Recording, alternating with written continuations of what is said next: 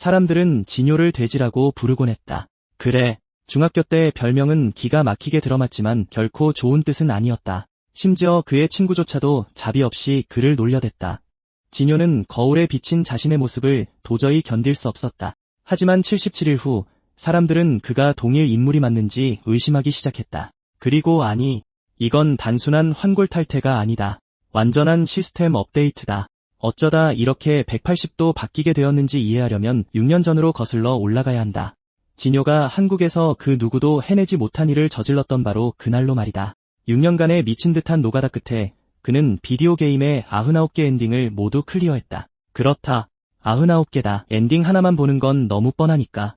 전국을 통틀어 그 지점에 도달한 플레이어는 그가 유일했다. 한순간 완벽한 승리와 함께 이야기가 마무리되는 것 같았다. 엔딩 크레딧이 올라가야 할 타이밍이지만 현실은 달랐다. 그때 그의 전화가 울렸다. 어머니였다. 부모님은 그가 서울역 어디에 있는지 알고 싶어 했다. 그리고 진짜 문제는 대학 수학능력 시험이 이틀밖에 남지 않았다는 거였다. 타이밍이 너무 최악이라 마치 의도한 것처럼 느껴질 정도였다. 어머니는 분노로 폭발하기 직전이었고 아버지는 조용히 택시비를 보내며 진정한 조연처럼 묵묵히 서포트 역할을 해냈다. 진효는 그걸로 끝이라고 생각했다. 하지만 그가 게임을 그만두기로 결심한 순간 당연하다는 듯이 시스템 창이 튀어올랐다. 이건 평범한 게임이 아니었다. 다른 사람들은 이미 다 떠나버린 지 오래였다. 진효 혼자서만 꿋꿋하게 플레이하며 중독자라는 칭호를 얻었다. 이 남자는 정말 6년 내내 한 판만 더를 외쳤던 거다. 사법시험에 4번이나 떨어졌지만 어찌어찌하다 보니 검사가 되었다. 심지어 거리의 음악가로 활동하며 빌보드 1위를 차지하기도 했다. 그래, 이 게임은 업적을 출석 보상처럼 막 퍼준다. 그리고 바로 그 일이 일어났다. 진효는 전기 충격에 휩싸였다. 보아하니 요즘 스킬트리는 이렇게 열리나 보다. 숨겨진 능력이 나타났다. 99%의 재능과 1%의 노력. 밸런스, 그딴 건 개나 줬다. 스킬 효과가 발동된 직후 한 남자가 그에게 질문을 던지기 시작했다. 진효는 힘들이지 않고 모든 것에 대답했다. 지식이 그의 머릿속으로 쏟아져 들어왔다. 게임 속에서 외웠던 그 모든 텍스트 파일들이 마침내 빛을 발했다. 설정집을 파고든 노가다가 현실에서 보상받은 것이다. 누가 알았겠는가? 그의 친구 지준조차도 믿을 수 없었다. 그리고 또 다른 충격이 찾아왔다. 지준이 전국에서 가장 높은 점수를 받았다. 지준은 완전히 넋을 잃었다. 교장 선생님은 너무 흥분해서 기절할 뻔했다.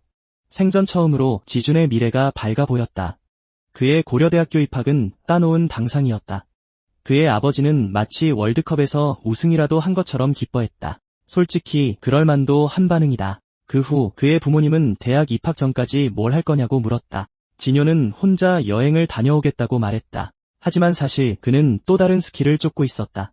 당연히 그랬다. 그걸 잠금 해제하려면 갓바위에 있는 불상 앞에서 77일 동안 108배를 해야 했다. 예전에는 사진을 써서 꼼수를 부렸었다. 이번엔 어떤 꼼수도 통하지 않았다. 캐릭터 성장이 제대로 빛을 발하는 순간이다. 게다가 가는 길은 공사 중이었다. 그는 몇 번이나 포기할까 생각했지만 그럴 수 없었다. 걸음을 내디딜 때마다 과거의 자신의 모습이 떠올랐기 때문이다. 모두가 비웃었던 녀석, 거울에 비친 자신의 모습을 혐오했던 소년. 힘겹게 산을 오르며 그는 어머니의 말씀을 떠올렸다. 어머니는 그가 굶지 않도록 쉬지 않고 일하셨고 그저 그가 인생을 즐기며 살기만을 바라셨다. 소박한 목표였지만 그 울림은 무거웠다. 그래서 진효는 77일 동안 하루하루 끊임없이 절을 하며 계속 나아갔다. 마침내 스님이 돌아왔고 모든 것이 끝났을 때 진효는 완전히 다른 사람으로 변해 있었다. 안신공항으로 장면이 바뀐다. 여러 명의 소녀들이 들뜬 마음으로 아이돌을 기다리고 있었다. 그들이 나타나자마자 카메라 플래시가 터지기 시작했다. 경호원들은 인파를 막아내느라 진땀을 뺐다. 누군가 경호원에게 팬들 때문에 혼자 떨어지게 된 연예인이 있냐고 물었다. 경호원은 없다고 대답했다. 그때 소녀들은 웬 평범한 남자를 연예인으로 착각했다. 반전이 시작되는 순간이다. 경호원이 뒤를 돌아보았을 때 그는 당황하기 시작했다. 소녀들은 그가 신인 배우일 거라고 짐작했고 그럴 만도 했다. 진효는 이제 말도 안 되게 잘생겨졌으니까 환골탈태가 불법 수준에서 신화급이 되었다. 한편 배신자는 약속 장소를 찾고 있었다. 같은 시각 진효는 전화 너머로 성형수술을 한 게 아니라고 초조하게 해명하고 있었다. 지주는 그 말을 믿지 않았다. 단 1%도. 진효는 자신의 변화를 증명하기 위해 계속해서 사진을 보냈다. 집념이 생기면 해결책은 따라오기 마련이다. 이 능력은 77일 후 문자 그대로 누군가의 외모를 바꿔버릴 수 있었다. 진흙 속에 갇힌 사람조차도 계속 나아간다면 결국 연꽃처럼 피어날 수 있는 법이다. 예상치 못한 곳에서 날아온 묵직한 메시지다. 비행기 안에서 승무원이 필요한 게 있는 사람이 있는지 물었다. 다른 승무원은 그가 기침을 한다고 생각해 손수건을 들고 나타났다. 그리고 세 번째 승무원은 그가 목말라 보인다며 물을 가져다 주었다. 그래, 이 모든 게 진효를 위한 것이었다. 숨조차 마음 편히 쉴 수 없는 지경이었다. 그는 더 이상 시선을 어디에 둬야 할지 몰랐다. 진효는 미치도록 어색했다. 물을 받아들자 또 다른 쪽지가 전해졌다. 이쯤 되니 그는 외모의 힘이 얼마나 강력한지 깨달았다. 그가 받은 쪽지의 수는 아마 그의 폰에 저장된 모든 연락처 수보다 많을 것이다. 하룻밤 사이에 사교 스탯이 말렙을 찍어버린 것이다. 이번 어학연수 프로그램의 참가자들은 모두 그와 동갑이었다. 일종의 수학여행 같은 것이었다. 진효의 얼굴이 붉어졌다. 이제 그는 똑똑할 뿐만 아니라 매력적이기까지 했다. 그는 친구를 많이 사귀고 싶었다. 이탈리아 밀라노에는 이미 밤이 찾아와 있었다. 호텔 안 진효는 침대에 누워 있었다. 아무도 자신에게 말을 걸지 않아 그는 마음이 불편했다. 무시당하는 것은 그를 괴롭게 했다. 빅밸리 어학 프로그램의 참가자들은 정상에 오른 엘리트 학생들이었다. 당연히 그들의 자신감은 평균을 훌쩍 넘었다. 하지만 이진효가 나타나 그 균형을 산산조각 내버렸다. 그는 마치 시스템을 파괴하는 먼치킨 캐릭터처럼 등장했다. 그가 이탈리아어까지 구사한다는 사실에 모두들 경악했다. 스킬 하나 더 추가하는 게 대수인가? 그리고 두 번째 예상치 못한 타격이 찾아왔다. 인간관계의 기본적인 규칙이었지만 진효는 전혀 이해하지 못했다.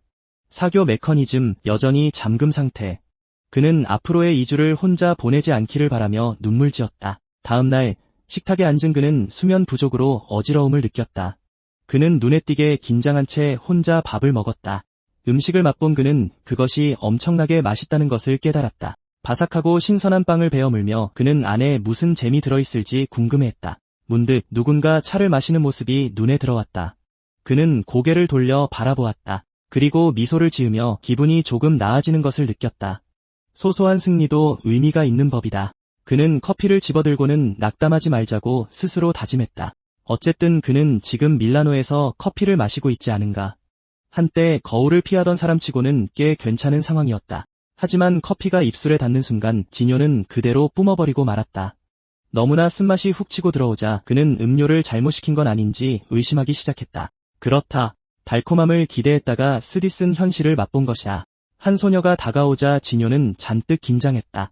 그녀는 이탈리아에서는 원래 에스프레소가 그렇게 나온다고 설명했다. 달콤한 포장도 자비도 없이 말이다. 그는 그녀가 정말 예쁘다고 생각하며 미리 검색이라도 해봤어야 했다고 속으로 인정했다. 그녀는 그에게 모델이나 배우냐고 물었다. 진효는 그저 학생일 뿐이라고 답했다. 그들은 잠시 대화를 나누었다. 그러다 그녀는 명함을 건네며 그의 잠재력을 활용해보라고 말했다. 그녀가 갑자기 입을 맞추자 그는 완전히 허를 찔리고 말았다. 여기선 흔한 화요일의 일상인가 보다. 그녀는 외모에 걸맞게 행동해야 한다고 말하며 걸어가기 시작했다. 그때 그녀의 시선이 무언가에 꽂혔다. 그리고 안경 벗은 모습을 먼저 봤다면 바로 입술로 직행했을 거라고 덧붙였다. 진효는 뇌가 정지된 채 그 자리에 멍하니 서 있었다. 방금 무슨 일이 일어난 건지 도무지 상황이 파악되지 않았다. 진효는 방금 전의 순간을 머릿속에서 계속 재생했다. 그는 명함을 내려다보며 당장 이 번호를 저장해야겠다고 깨달았다. 자세히 살펴보니 이탈리아 모델 에이전시의 명함이었다. 그제야 모든 것이 퍼즐처럼 맞춰졌다. 이건 길거리 캐스팅이었던 것이다. 우연히 서브캐스트에 진입했다가 스카우트까지 당해버렸다. 진효는 얼굴을 감싸쥐고 전개가 너무 빡세다고 소리쳤다. 치명적인 멘탈 데미지 확인. 도대체 뭐가 그렇게 빡세냐는 누군가의 질문에 그는 번쩍 정신을 차렸다. 바로 어학연수 인솔자인 김선미였다. 그녀는 피곤하다고 한 것 치고는 꽤 일찍 일어났다고 지적했다. 또한 이탈리아에서의 시간을 잠으로 보내는 건 아깝다고도 했다. 선미는 다들 아직 자고 있을 때 자신도 일찍 일어났다고 덧붙였다. 진효는 속으로는 거짓말인 걸 알면서도 너무 설레서 잠을 못 잤다고 둘러댔다. 그렇다. 자기 자신이 듣기에도 안 먹힐 핑계였다. 그는 친누나 같은 선미라면 어제부터 품고 있던 고민을 해결해 줄 수 있지 않을까 생각했다. 그가 막말을 꺼내려던 참이었다. 하지만 바로 그때 웨이터가 음식을 가지고 나타났다. 선미와 진효 모두 그걸 보고 그대로 굳어버렸다. 진효가 갑자기 인생 리셋에 대해 무언가 외쳤다. 선미는 그가 외계어라도 한 것처럼 쳐다보았다. 그녀는 주문이 단단히 잘못된 것 같으니 사장을 부르라고 했다. 진효가 일행이 이렇게 많이 시키지 않았다고 설명하자 사장은 착오가 없다고 대답했다. 진효는 불안해지기 시작했고 이 많은 음식이 나온 건지 물었다. 그는 말이 안 통하는 관광객들에게 사기를 치는 거라고 생각했다. 전형적인 여행지 피해망상이 발동한 것이다. 사장은 단지 저 반짝이는 눈동자가 자신의 카페에 조금이라도 더 머물기를 바랐을 뿐이라고 답했다. 플러팅 수위가 예상치 못한 보스전 급이다. 선미가 무서운 표정으로 사장이 방금 무슨 말을 했냐고 묻자 진효는 더욱 얼어붙었다. 그는 이 말을 그대로 전해야 할지 몰라 머뭇거렸다. 선미는 배고파 죽겠으니 빨리 말하라고 재촉했다. 그 후 눈부신 햇살이 쏟아져 내렸다. 결국 선미는 사장에게 감사를 표했다. 진효는 뜬금없이 누군가 플러팅을 던졌는데 불쾌하지 않냐고 물었다. 그녀는 그저 악에 없는 친절한 호의일 뿐이라고 답했다. 선미가 아침 대바람부터 예쁜 여자가 너에게 작업 건 사실이나 더 걱정하라고 덧붙이자 진효는 다시 긴장했다. 그녀가 여유롭게 음료를 마시는 동안 그는 몹시 부끄러워했다.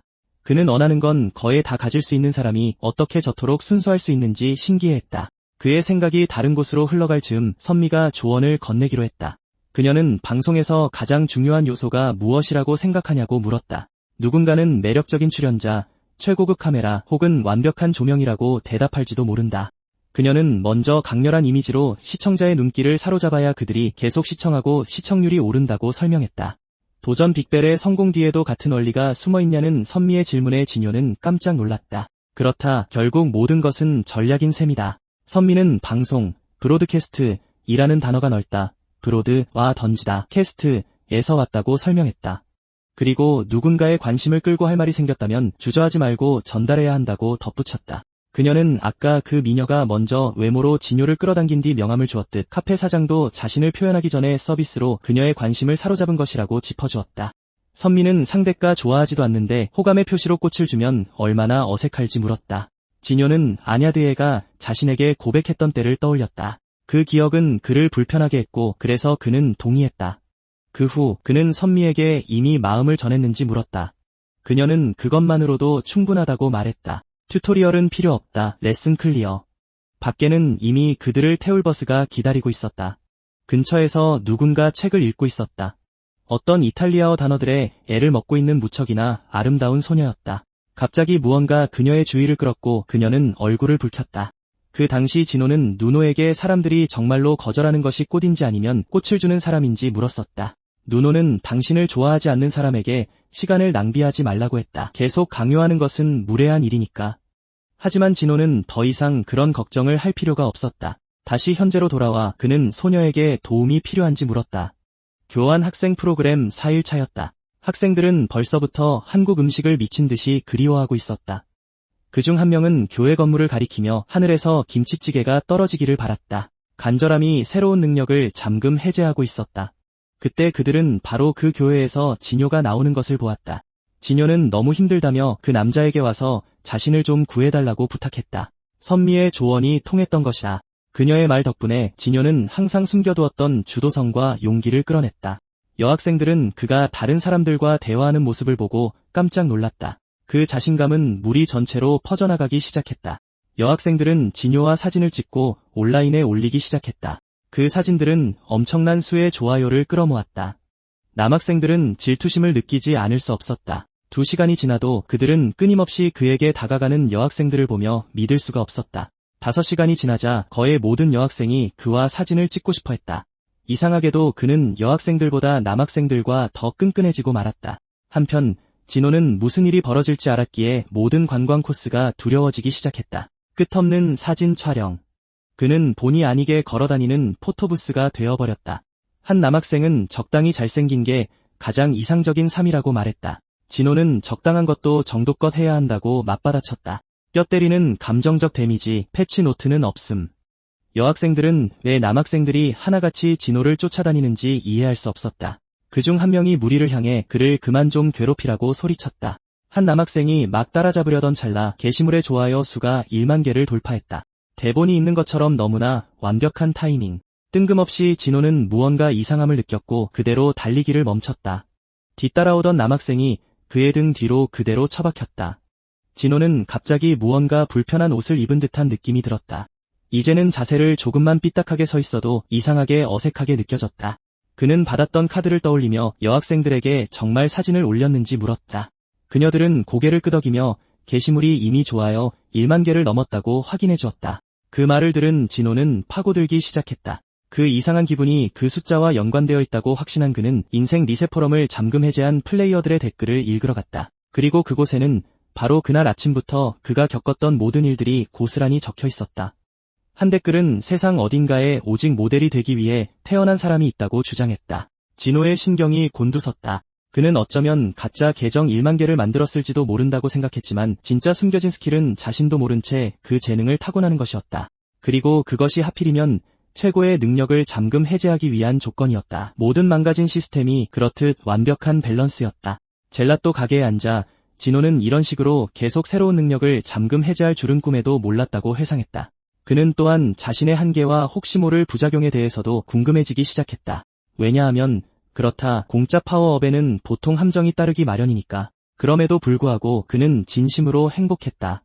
처음엔 CBT 보상, 그 다음엔 OBT 보너스, 그리고 이제는 1일 로그인 혜택까지. 이쯤 되니 게임이 지나치게 후하게 굴고 있었다. 여학생들은 초콜릿과 딸기 젤라또 광고의 주인공처럼 구는 진호의 모습을 귀엽다고 생각했다. 그때 무언가가 그의 주의를 끌었다. 그는 한 곳에 사람들이 몰려드는 것을 알아채고 의아한 표정을 지었다. 자연스럽게 그는 무슨 일인지 확인하러 다가갔다. 근처에 있던 누군가가 이쯤에서 멈춰야 한다고 중얼거렸다. 다른 누군가는 촬영이 일찍 끝났으니 모델을 철수시키라는 전화를 받았다. 그 남자는 다시는 그 에이전시와 일하지 않겠다고 불평했다. 그들은 최악의 모델을 보냈던 것이다. 한편 진호는 친구들로부터 그곳에서 무슨 일이 일어나고 있는지 묻는 메시지를 받기 시작했다. 사진작가는 무언가를 미친 듯이 찾고 있었다. 남자는 다음날 촬영을 아예 다시 해야 할지 물었다. 마침내 사진작가는 자신이 찾던 것을 발견하고 미소를 지었다. 그리고 그는 진호를 발견했다. 신은 편애하는 게 확실해. 그가 중얼거리며 남자에게 무슨 일이 있어도 저 동양인 남자를 데려오라고 말했다. 새로운 목표 발생, 인재 영입, 합법 여부는 선택사항. 가장 핫한 존재라는 스킬이 있었다. 그것은 모든 시선이 한 사람에게 집중될 때 활성화되었다. 어떤 사람들은 그저 스포트라이트를 훔치기 위해 태어난 법이다. 한편 다른 한 남자는 좌절감에 엄지손가락을 물어뜯고 있었다. 바로 그 모델 레오나르도였다. 그는 자신이 교체되었다는 사실에 격분해 있었다. 그러다 그는 어떤 듣보잡 아마추어를 떠올렸다. 그 초보자는 심지어 메이크업 아티스트에게 얼굴이 가려워지면 어떡하냐고 묻기까지 했다. 그래, 딱 튜토리얼 수준의 행동이다. 레오나르도는 언젠가 자신을 거절했던 바로 그 사진작가도 떠올렸다. 진호를 지켜보며 사진작가는 군중 속에서도 그의 존재감은 결코 무시할 수 없을 정도라고 평했다. 진호는 선미와의 통화를 마쳤다. 그리고 그는 사진작가에게 촬영에 참여해도 좋다는 담당자의 허락을 이미 받았다고 말했다. 사진작가는 그에게 단도직입적으로 진짜 전문 모델이냐고 물었다.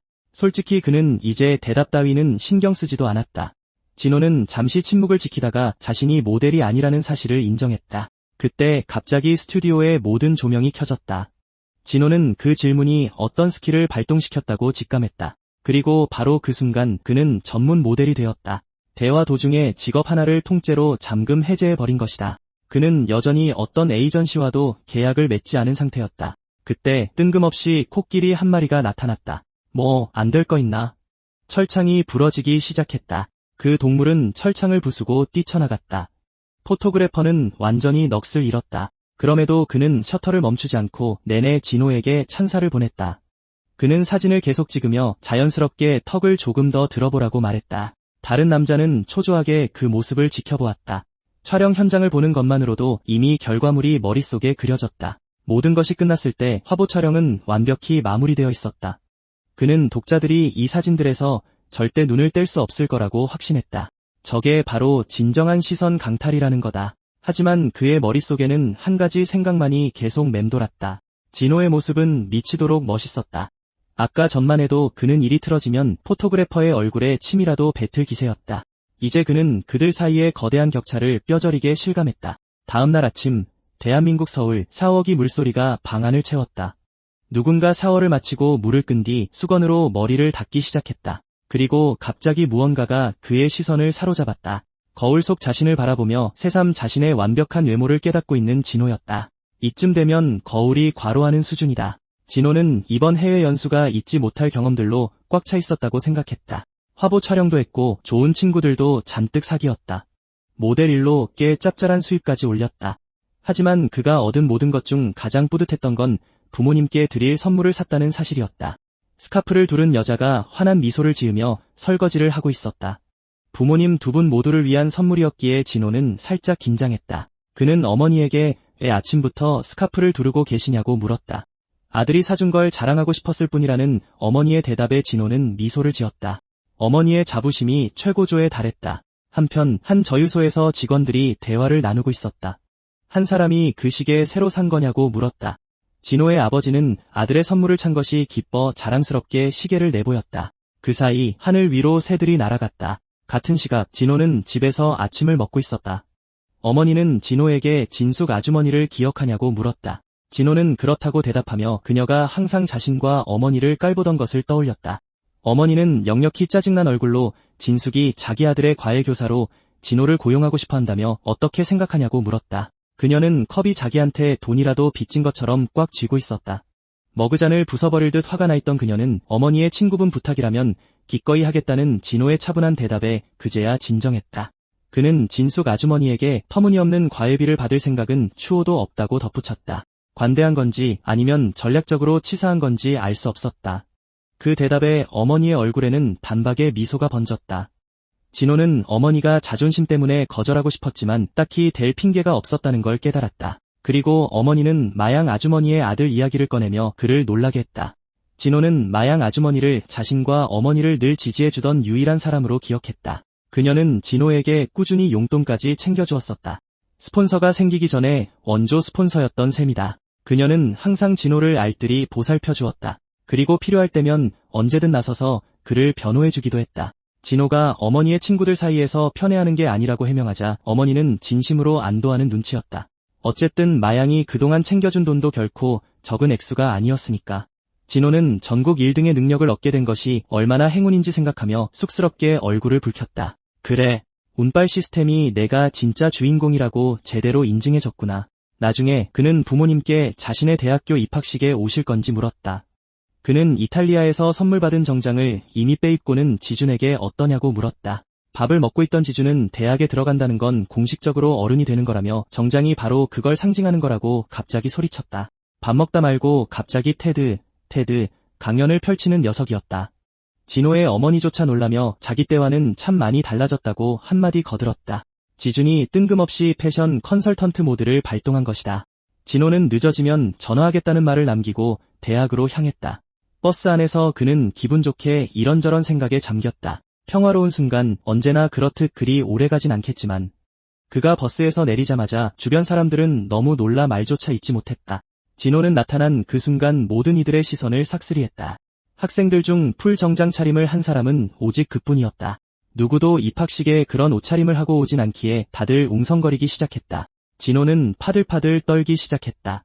그는 급히 지준에게 문자를 보냈고 자신이 일부러 낚였다는 걸 즉시 깨달았다. 축하한다. 내 무덤을 내가 판 거지. 머리끝까지 화가 난 진호는 당장 지준을 죽여버리겠다고 다짐했다. 우정도 살인 미수 레벨 잠금 해제. 한편 경영학과 쪽에서는 한바탕 난리가 나고 있었다. 다들 신입생 대표로 선서를 해야 할 진호를 미친 듯이 찾고 있었기 때문이다. 한 학생이 그에게 전화를 걸어보자고 제안했다. 사소한 문제가 하나 있었다면 아무도 그의 번호를 모른다는 것이었다. 그에 대해 아는 사람이 사실상 아무도 없었기에 그들 사이에서 실랑이가 벌어졌다. 그는 오리엔테이션에도 빠졌고 SNS조차 하지 않았다. 한 남학생이 진호가 해외 연수를 가느라 오리엔테이션에 빠졌다고 설명했다. 안 그래도 또 다른 학생 한 명까지 보이지 않아서 그들은 이미 잔뜩 짜증이 난 상태였다. 다희는 친구가 휴대폰을 확인해보라고 하자 어리둥절했다. 화면에는 진호의 사진이 떠 있었다. 여학생들은 얼굴이 반쯤 가려졌는데도 어떻게 저렇게 잘생길 수 있는지 이해할 수 없었다. 또다시 물리법칙을 무시하는 비주얼이었다.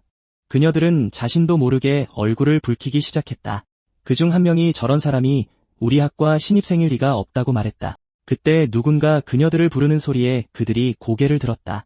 완전히 기진맥진한 상태의 진호였다. 그는 그들에게 경영학과 분들이냐고 물었다. 여학생들은 말문이 막힌 채 멍하니 쳐다보았다. 다이가 그렇다고 대답했다. 진호는 정중하게 자신을 소개한 뒤 자신이 입학선서를 맡은 사람이라고 설명했다. 그리고 마지막으로 늦어서 죄송하다고 사과했다. 한 남학생이 시간이 정해져 있으면 당연히 지켜야 하는 거라며 날카롭게 쏘아붙였다. 그는 진호가 그저 거드름을 피운다고 생각했다. 하지만 진호를 가까이서 본 순간 그의 표정이 확 달라졌다.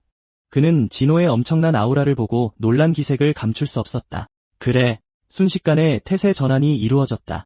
진호는 앞으로 나아가 자랑스러운 한국대학교의 대표로서 선서를 낭독하기 시작했다. 한 남학생은 진호가 생각했던 것보다 훨씬 괜찮은 녀석이라고 인정했다. 심지어 지금은 그가 더 마음에 든다고까지 말했다. 캐릭터 성장 스피드런. 다른 학생이 그 말을 듣고 그에게 쏘아붙였다. 10분 후 그 녀석은 여전히 진호가 도대체 어떤 사람인지 궁금해하고 있었다. 그 남자는 마치 최종 보스 공략법을 분석하듯 그를 파헤치고 있었다. 수능 만점에 저런 얼굴까지 가졌으니까 저 수트도 엄청나게 비쌀 게 뻔하다고 생각했다. 그러다 예전에 턱시도를 입고 행사에 나타났던 어느 재벌 2세가 떠올랐다. 그래서 그는 진호 역시 엄청난 명문가 출신이지만 직계 후계자가 아니라서 눈에 띄지 않게 행동하는 거라고 결론 내렸다. 그렇게 오해는 눈덩이처럼 불어나며 실시간으로 엄청난 설정이 창조되고 있었다. 그 녀석은 심지어 자신들이 방금 엄청난 신분을 가진 사람을 꾸짖는 바람에 쥐도 새도 모르게 사라질지도 모른다고 걱정하기 시작했다. 그의 상상력은 이미 음모 스릴러 한 편을 뚝딱 써 내려가고 있었다. 결국 그는 심호흡을 한번 하고는 이 모든 일이 없었던 척하기로 마음먹었다. 말을 마친 후 진호는 고개를 숙이며 미리 연락드리지 못한 것과 오리엔테이션에 빠진 것에 대해 다시 한번 사과했다. 그는 교환학생 프로그램이 평생에 단 한 번뿐인 기회라고 생각했다고 설명했다. 또한 선배들의 연락처를 미리 알아내서 연락을 드렸어야 했다고 솔직하게 인정했다.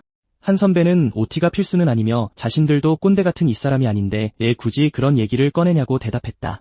진호는 선배들이 자기 얘기를 아주 큰 소리로 하는 걸 우연히 들었다고 대답했다. 눈치 따위 제로. 결국 그 선배가 사과하고 말았다. 진호는 선배가 자신의 옷차림에 대해 묻자 흠칫 놀랐다. 몇 초 동안 그는 머릿속으로 온갖 변명거리를 굴려보았다.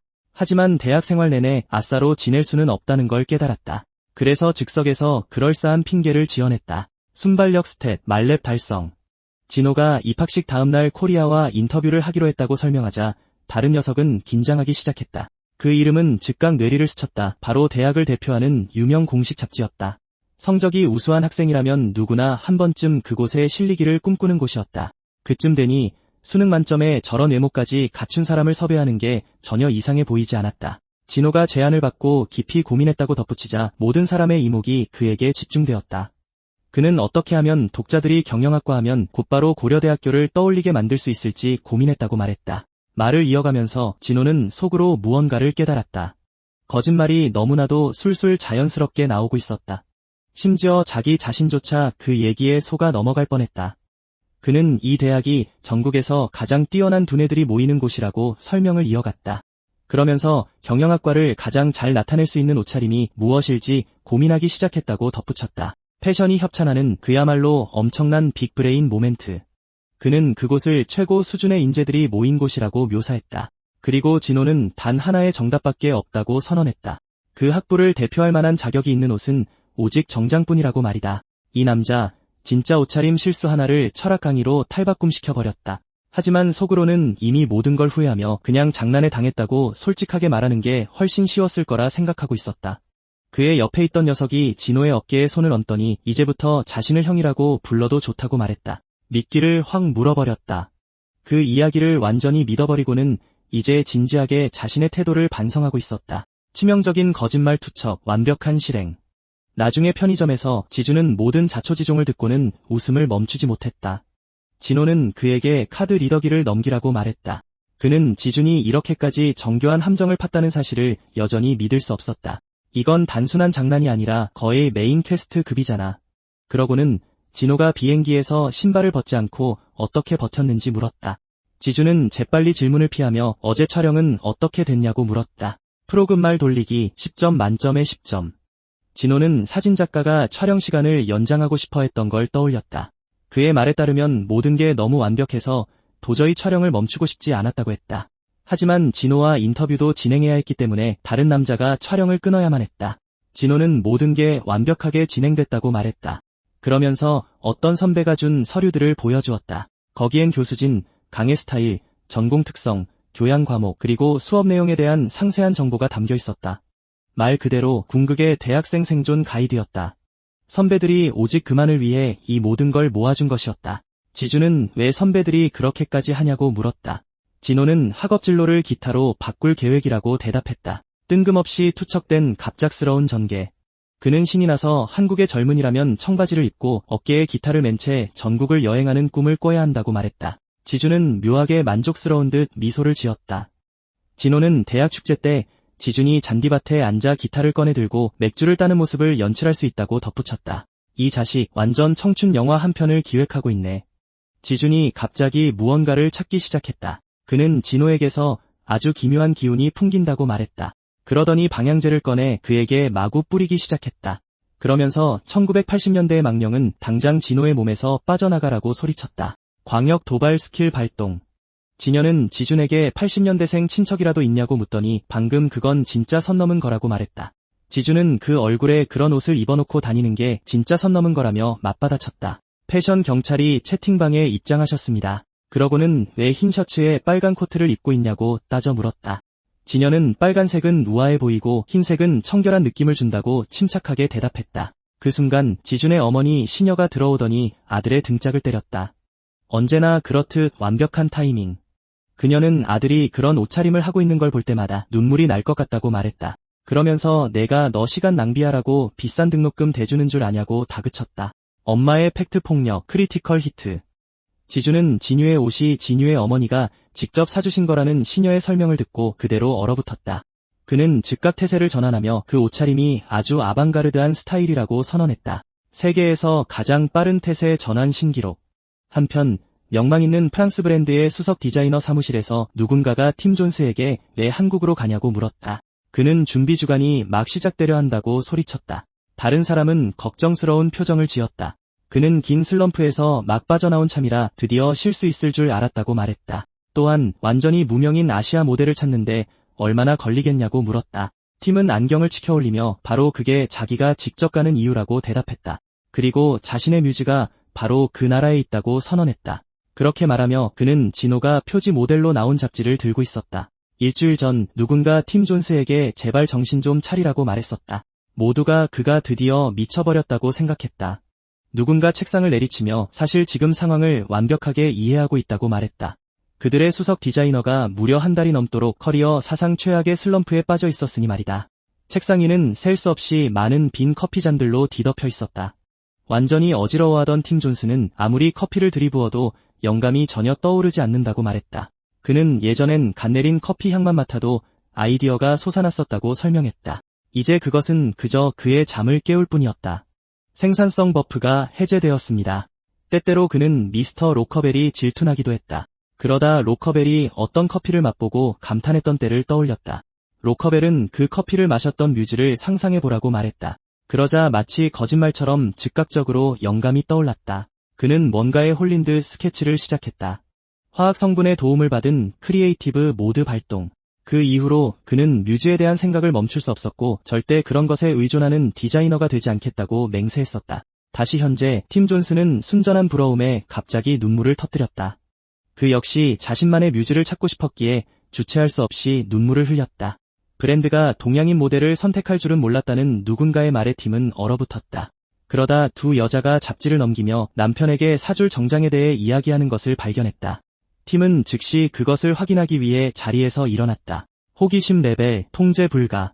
그 순간 그는 패션의 진정한 힘을 깨달았다. 단순히 옷을 보여주는 것이 아니라 사람들이 입고 싶게 만드는 것이었다. 이거야말로 보너스 데미지가 들어간 마케팅이지. 그리고 팀 존스는 자신이 본 것에 완전히 넋을 잃고 말았다. 디자이너와 다른 남자는 그를 예의주시하고 있었다.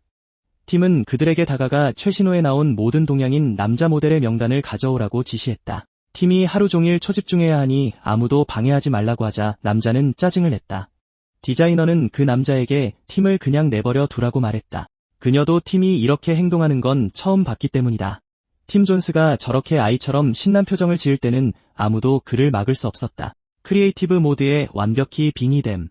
밝은 아침이었다. 시간이 흐르고 어느새 낮은 밤으로 저물어 있었다. 누군가 웃음을 터뜨리며 연필을 떨어뜨렸다. 바로 팀 존스였다. 그는 마치 당첨된 복권을 집어들듯 그것을 낚아채며 흥분해서 소리쳤다. 난데없이 영감이 그를 덮친 것이다. 말 그대로 상상만 했는데 쾅 하고 나타났다. 이 남자 마치 치트키라도 쓴 것처럼 창의력을 잠금 해제했다. 그는 즉시 무슨 수를 써서라도 자신의 소위 뮤즈라는 진요를 찾아내겠다고 맹세했다. 사이드 퀘스트 획득, 주인공 찾기. 한편 마영은 자리에 앉아 여유롭게 아이패드를 만지작거리고 있었다. 그녀는 예전에 그가 자세 망가진다며 다리 꼬지 말라고 끊임없이 잔소리를 했었다는 걸 언급했다. 그런데 지금 똑같이 다리를 꼬고 있는 그녀의 모습을 보라. 이게 바로 완벽한 캐릭터 폭풍 성장이지. 바로 그때 진요가 꽃다발을 들고 걸어 들어왔다. 그는 마영 이모에게 왜 아직도 다리를 꼬고 앉아있냐고 묻고는 꽃다발을 건넸다. 마영은 40살반이 넘으면 그냥 내 맘대로 살 거라고 대답했다. 엄청나게 구체적인 인생 규칙이지만 뭐 어때? 진요가 그녀를 칭찬했다. 그녀는 미소를 지으며 자기가 회사 최대 주주라서 알랑방귀 끼는 거냐고 장난을 쳤다. 진요는 속으로 생각했다. 아니, 그 정도까진 아닌데. 그러다 그녀가 항상 자신을 가장 띄워주던 사람 중 하나였음을 떠올렸다. 마영이 재빨리 그와 함께 사진을 찍었다. 기회를 놓칠 수 없지. 콘텐츠가 생명이지. 그러고 나서 그녀는 진요의 대학 입학을 축하하며 선물을 주었다. 진요는 고맙다고 인사하며 선물을 열었다. 안에 든 걸 본 순간 그는 선물이 너무 비싸 보여서 꽃을 반품하고 더 좋은 걸 사와야 하는 거 아니냐고 물었다. 마영은 진요가 평소 패션에 관심 없다고 생각했는데 핸드백 보는 안목이 꽤 뛰어나다고 말했다. 진요는 자기가 아는 건 별로 없지만 그 로고는 여기저기서 많이 봤다고 인정했다. 그녀가 시장에서 5,000원 주고 산 짝퉁이라고 아무렇지 않게 밝히자 진요는 눈에 띄게 안도했다. 이어서 단숨에 마음의 평화를 얻었군. 그 평화는 정확히 몇 초 만에 끝났다. 가방 안에 정품 인증서도 들어있다고 그녀가 즉각 덧붙였기 때문이다. 정신적 데미지 스피드런. 마영은 브랜드의 가치가 얼마나 매력적인지에 대해 이야기하기 시작했다. 때로는 브랜드 자체가 진정성을 나타내며 평범한 물건의 가격을 하늘로 치솟게 만들기도 한다고. 그러더니 진요에게 55 브랜드에서 만든 그 유명한 파란색 테이프 팔찌를 본 적 있냐고 물었다. 듣자 하니 500이 넘는다고 한다. 맞다. 테이프.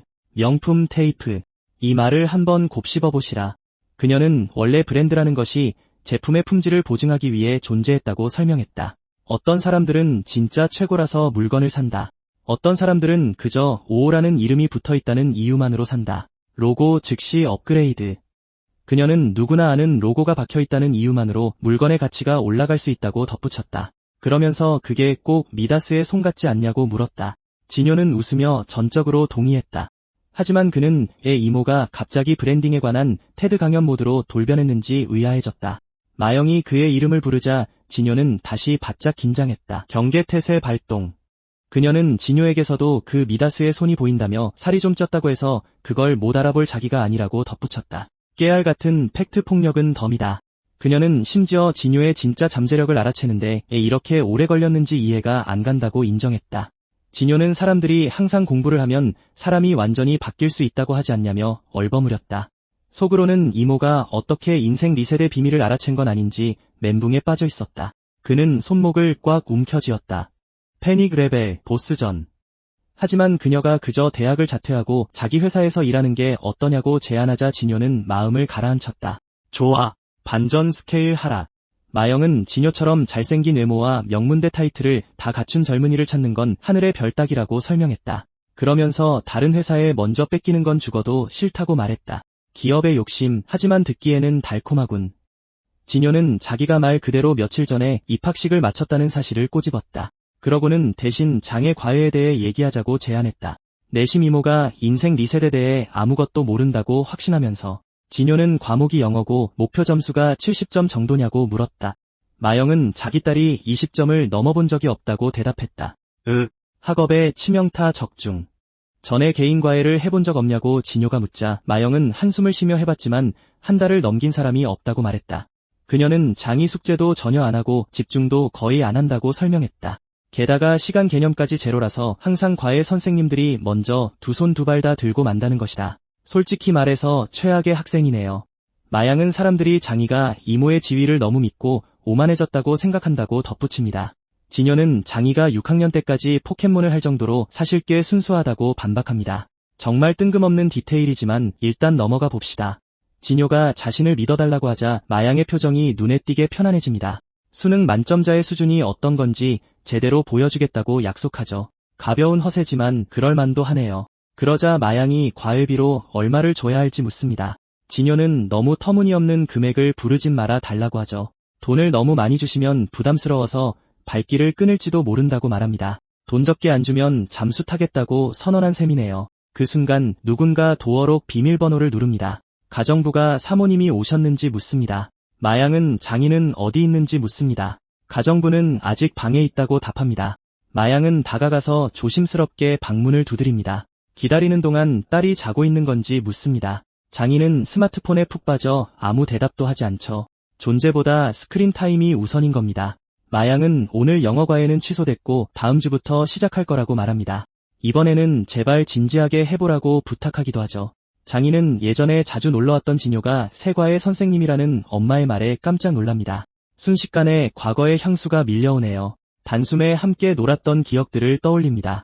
마양은 슬픈 표정으로 물러나며 자신이 도대체 어떤 엄마인 건지 자책하며 걸어갑니다. 너무 뼈 때리는 현실이네요.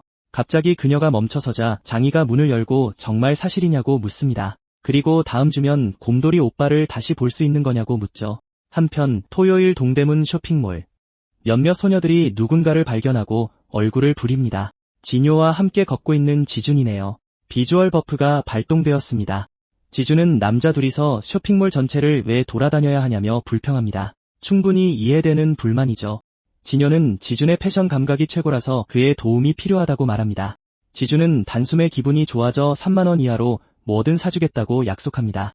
아주 구체적인 예산이지만 뭐 어때요? 공짜는 공짜니까요. 바로 그때 팀 존스가 진효에게 왜 갑자기 스타일을 완전히 바꿨냐고 물었었죠. 지준이 SNS 피드를 보여주자 진효는 너무 놀라 하마터면 뇌정지가 올 뻔합니다. 눈 깜짝할 사이에 난리가 났었나 봅니다. 진효는 한 게시물을 보고 빵 터지며 사진 속 남자가 정말 자신이 맞냐고 묻습니다. 솔직히 그럴만도 한 질문이네요. 진효는 즉시 정색하며 자신도 이 모든 걸 어제야 알았다고 말합니다. 알고 보니 모르는 사람들이 몰래 그의 사진을 찍어서 올리고 있었던 거죠. 자신이 끔찍한 패션의 아이콘으로 유명해질 줄은 꿈에도 몰랐을 겁니다. 업적 달성, 최악의 패션으로 최고의 결과를 얻었네요. 그럼에도 불구하고 진효는 덕분에 학부에서 친구를 엄청 많이 사귀게 됐다며 내심 기뻐합니다. 진효가 동대문까지 쇼핑하러 온 이유를 묻자 싼 브랜드가 잔뜩 있기 때문이라는 대답이 돌아옵니다. 진효가 자신이 입기만 하면 뭐든 명품처럼 보인다고 주장하자마자 그 놀리는 말도 안 된다는 핀잔이 돌아오죠. 자신감 수치, 불법 수준이네요. 그때 진효는 마양이 자신에게 마이더스의 손이 있다고 했던 말을 떠올립니다. 그게 사실이라면 3년 전 그 형님이 자신에게 베풀어준 은혜를 갚을 때가 온 것일지도 모릅니다. 한편 누군가가 잔뜩 스트레스를 받은 목소리로 전화를 걸며 일을 그만둘 거냐고 묻고 있습니다. 바로 쇼핑몰 내 한 옷가게의 사장인 디오치입니다. 그는 봄 신상품이 막 들어왔으니 오늘 출근하라고 직원에게 말하죠. 하지만 직원은 석 달째 월급도 못 받으면서 어떻게 계속 일하냐며 쏘아붙입니다. 네, 충분히 그럴 만하죠. 전화는 그대로 끊어져 버립니다. 디오치는 남들은 다 장사로 잘만 성공하는데 애 자신만 이렇게 뒤처지는 건지 한탄합니다. 할 수 있는 건 다 해봤다고 굳게 믿고 있죠. 자신의 패션 감각이 남들보다 뒤떨어진다고 생각하지도 않습니다. 심지어 대출까지 받아서 옷을 홍보할 잘생긴 모델들을 고용하기도 했고요. 거기에다 중간 업자들에게 돈을 주고 가게 순위도 끌어올렸죠. 운만 빼고 모든 것에 투자한 남자네요. 그는 허탈하게 조명을 올려다봅니다. 이제 그에게 남은 거라곤 빚더미뿐입니다. 당장 내일 물건을 떼올 돈조차 빠듯하지만 적어도 직원들 월급은 챙겨주기로 마음먹습니다. 드디어 우선순위를 제대로 잡았네요. 그는 말없이 자신의 손을 응시합니다. 손목을 움켜쥐고는 이 바닥에서 3년이나 버틴 것만으로도 대단한 거라고 중얼거립니다. 그리고 성공할 놈은 성공하고 안 될 놈은 안 되는 법이라고 말하죠. 그의 말에 따르면 세상 이치가 원래 그렇다는 겁니다. 연체된 고지서에 후원받는 남자의 대사 같네요. 그 순간 그의 시선이 진효에게 머뭅니다. 동대문에서나 볼 법한 최악의 옷을 입고도 저렇게 멋있을 수 있다면 앙드레 기미와도 못 살릴 답없는 가게도 분명 존재할 거라고 생각하죠. 그는 헛웃음을 짓다가 그 답없는 가게가 바로 자기 가게라는 걸 깨닫습니다. 자기 객관화가 뼈를 때리네요. 진효가 거기에 앉아있는 그를 발견합니다. 그가 자신을 향해 달려오기 시작하자 디오치는 왜 저 애가 자기 가게로 곧장 오는지 의아해합니다. 진요는 활짝 웃으며 인사하더니 다짜고짜 바로 자신이라고 말하죠. 3년 전 바로 이 가게 안에서 누군가가 그런 식으로 하면 안 된다고 충고해 줬었거든요. 디오치는 옷 파는 게 보기보다 훨씬 어렵다고 대답합니다. 진요는 한치의 망설임도 없이 동의하죠. 한치의 거짓도 없는 팩트네요. 디오치가 그에게 마실 것을 건넵니다. 게다가 나중에 2호점을 내면 진요를 점장으로 앉히겠다고 약속까지 합니다. 스타트업 열정이 최고조에 달했네요. 잠시 후 디오치가 진요의 사진을 찍기 시작합니다. 진요가 그 앱으로 촬영해달라고 부탁했기 때문이죠. 디오치는 저렇게 어린 나이에 벌써 진로를 정하고 진지하게 연습하는 게 기특하다고 생각하며 미소 짓습니다. 비록 리셀라이프가 도대체 뭔지는 아직도 전혀 모르지만요. 이쯤 되니 그냥 무슨 사진 편집 앱 같은 건 줄 아는 거죠. 비슷하긴 하네요. 사실 전혀 아니지만. 진요는 디오치가 완전히 오해했다는 걸 깨닫지만 늘 친형처럼 다정했던 그이기에 굳이 정정하지 않기로 합니다. 다시 현재로 돌아와 디오치는 2주 동안 매일 가게에 오던 애가 갑자기 사라져서 걱정했다고 털어놓습니다. 그러고는 마침내 그가 진요라는 걸 알아차리죠. 진요는 인사도 없이 사라져서 죄송하다고 사과한 뒤 옷들을 좀 둘러봐도 되냐고 묻습니다. 디오치가 전부 신상으로 채워놨다고 설명하자 진요가 옷들을 살펴보기 시작하죠. 그리고 지준에게 어떻냐고 의견을 묻습니다. 지준은 다 좋아 보인다고 대답하네요. 덕희가 옷을 가지러 간 사이 지준은 하얀 캔버스화를 매치해보라고 제안한다. 클래식한 조합이지 절대 실패할 리 없어. 덕희는 두 사람이 옷 조합을 논의하는 모습을 초조하게 지켜본다. 진호가 피팅룸에서 나오자 하얀 신발이 완벽하게 어울린다. 미친 비주얼이다. 그저 그가 입었을 뿐인데 평범한 옷이 순식간에 명품처럼 느껴진다. 패시브 스킬, 핏 강화 발동. 지준도 전적으로 동의한다. 덕희는 저 옷들이 자기 가게에서 나온 거라는 사실이 믿기지 않는다. 그때 그는 팀 존스가 진호에게 모델 일을 수락한 이유가 있는지 묻는 것을 듣게 된다. 그 순간 덕희는 이것이 자신의 마지막 기회일지도 모른다고 직감한다. 덕희가 딱 한 가지만 부탁하자 진호는 어리둥절한 표정을 짓는다. 부탁은 간단했다. 자기 가게에 피팅 모델이 되어 달라는 것. 그는 딱 30분이면 된다며 간절히 매달린다. 진호가 3년 전 그에게 받았던 은혜를 떠올리며 흔쾌히 수락하자 덕희는 진심으로 감사를 전한다. 그는 진호의 마음이 바뀌기 전에 서둘러 지갑을 뒤지기 시작한다. 스피드런, 결제 모드 돌입. 진호는 돈을 줄 필요 없다고 하지만 덕희는 일한 만큼 확실히 대가를 받아야 한다며 고집을 꺾지 않는다. 덕희가 지갑을 열자 셋 다 꿀먹은 벙어리가 된다. 그러더니 그는 왈칵 눈물을 쏟으며 진호에게 줄 돈을 빌려와야겠다고 말한다. 저 지갑 방금 생존 모드에 돌입했네. 진호는 다시 한 번 돈은 안 줘도 된다고 신신당부한다. 얼마 지나지 않아 쇼핑백을 산더미처럼 든 누군가가 나타난다. 진호는 아무리 다 저렴한 옷이라 해도 너무 많이 받는 것 같아 민망해한다. 그러고는 지준에게 새 옷차림이 어떠냐고 묻는다. 지준은 방금 쇼핑을 싹쓸이하고 온 사모님 같다고 놀린다. 예상치 못한 빌드 획득. 보행자 신호등이 초록불로 바뀌자마자 지준은 억울하다며 툴툴거린다. 진호는 옷을 사러 왔는데 어째서인지 오히려 돈을 벌었다며 지적한다. 쇼핑하러 갔다가 수익 창출 콤보를 터뜨렸네.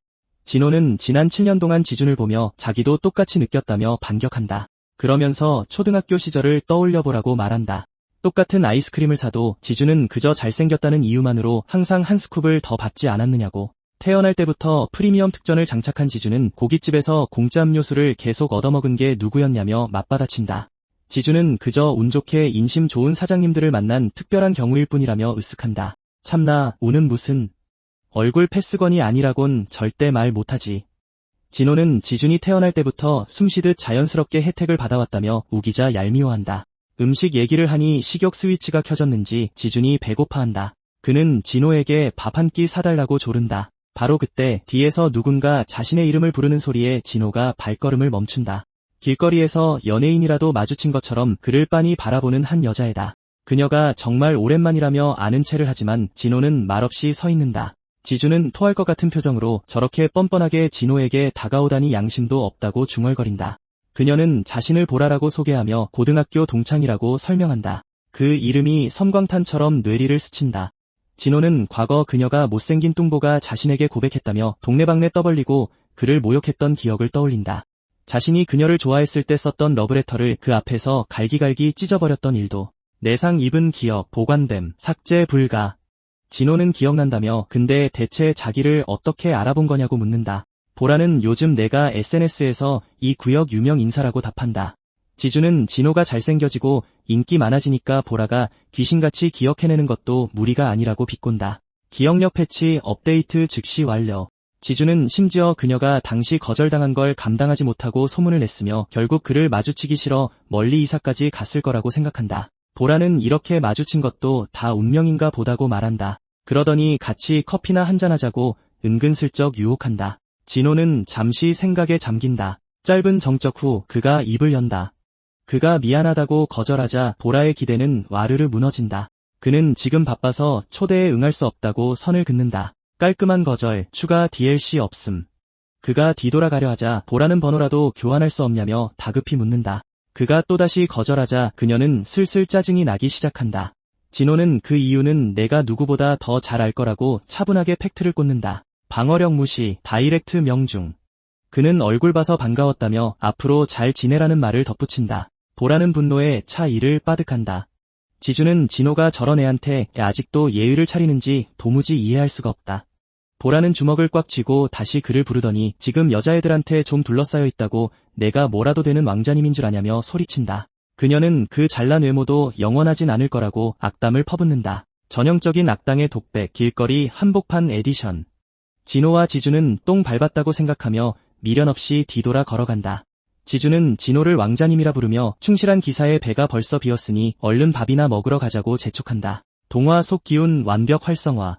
지준이 갑자기 진호를 등에 업고 두 사람은 함께 그 자리를 떠난다. 보라는 완전히 벙찐 채 제자리에 얼어붙는다. 그날 밤 존앤피그 고깃집에서 지주는 그렇게 대차게 까였으니 보라가 두 번 다시는 아는 척도 못할 거라고 통쾌해한다. 그러곤 오늘 진호가 진짜 멋있었다며 진작에 왜 그렇게 행동하지 않았냐고 묻는다. 진호는 꼭 그런 건 아니라고 답한다. 만약 그때 보라가 사과하기만 했어도 지금쯤 같이 커피를 마시고 있었을 거라고 털어놓는다. 몇 년 전 거부된 스토리 분기점. 그는 다 끝난 일인데도 가슴 한구석에 묘한 공허함이 남아있다고 인정한다. 지주는 고기 한 점을 집어들며 그 공허함은 감정적인 게 아니라 그저 위장이 살려달라고 울부짖는 것뿐이라고 일축한다. 진단명, 배고픔. 고기를 맛본 진호도 결국 고개를 끄덕인다. 이건 슬픔이 아니라 찐 배고픔이었다. 그는 덕희 형이 준 돈이 아직 남아있다고 말한다. 그러니 지준에게 먹고 싶은 만큼 마음껏 먹으라고 한다. 무한 리필 버프 활성화. 1시간 뒤 계산서에 14만 원이 찍힌 걸 보고 두 사람 모두 경악한다.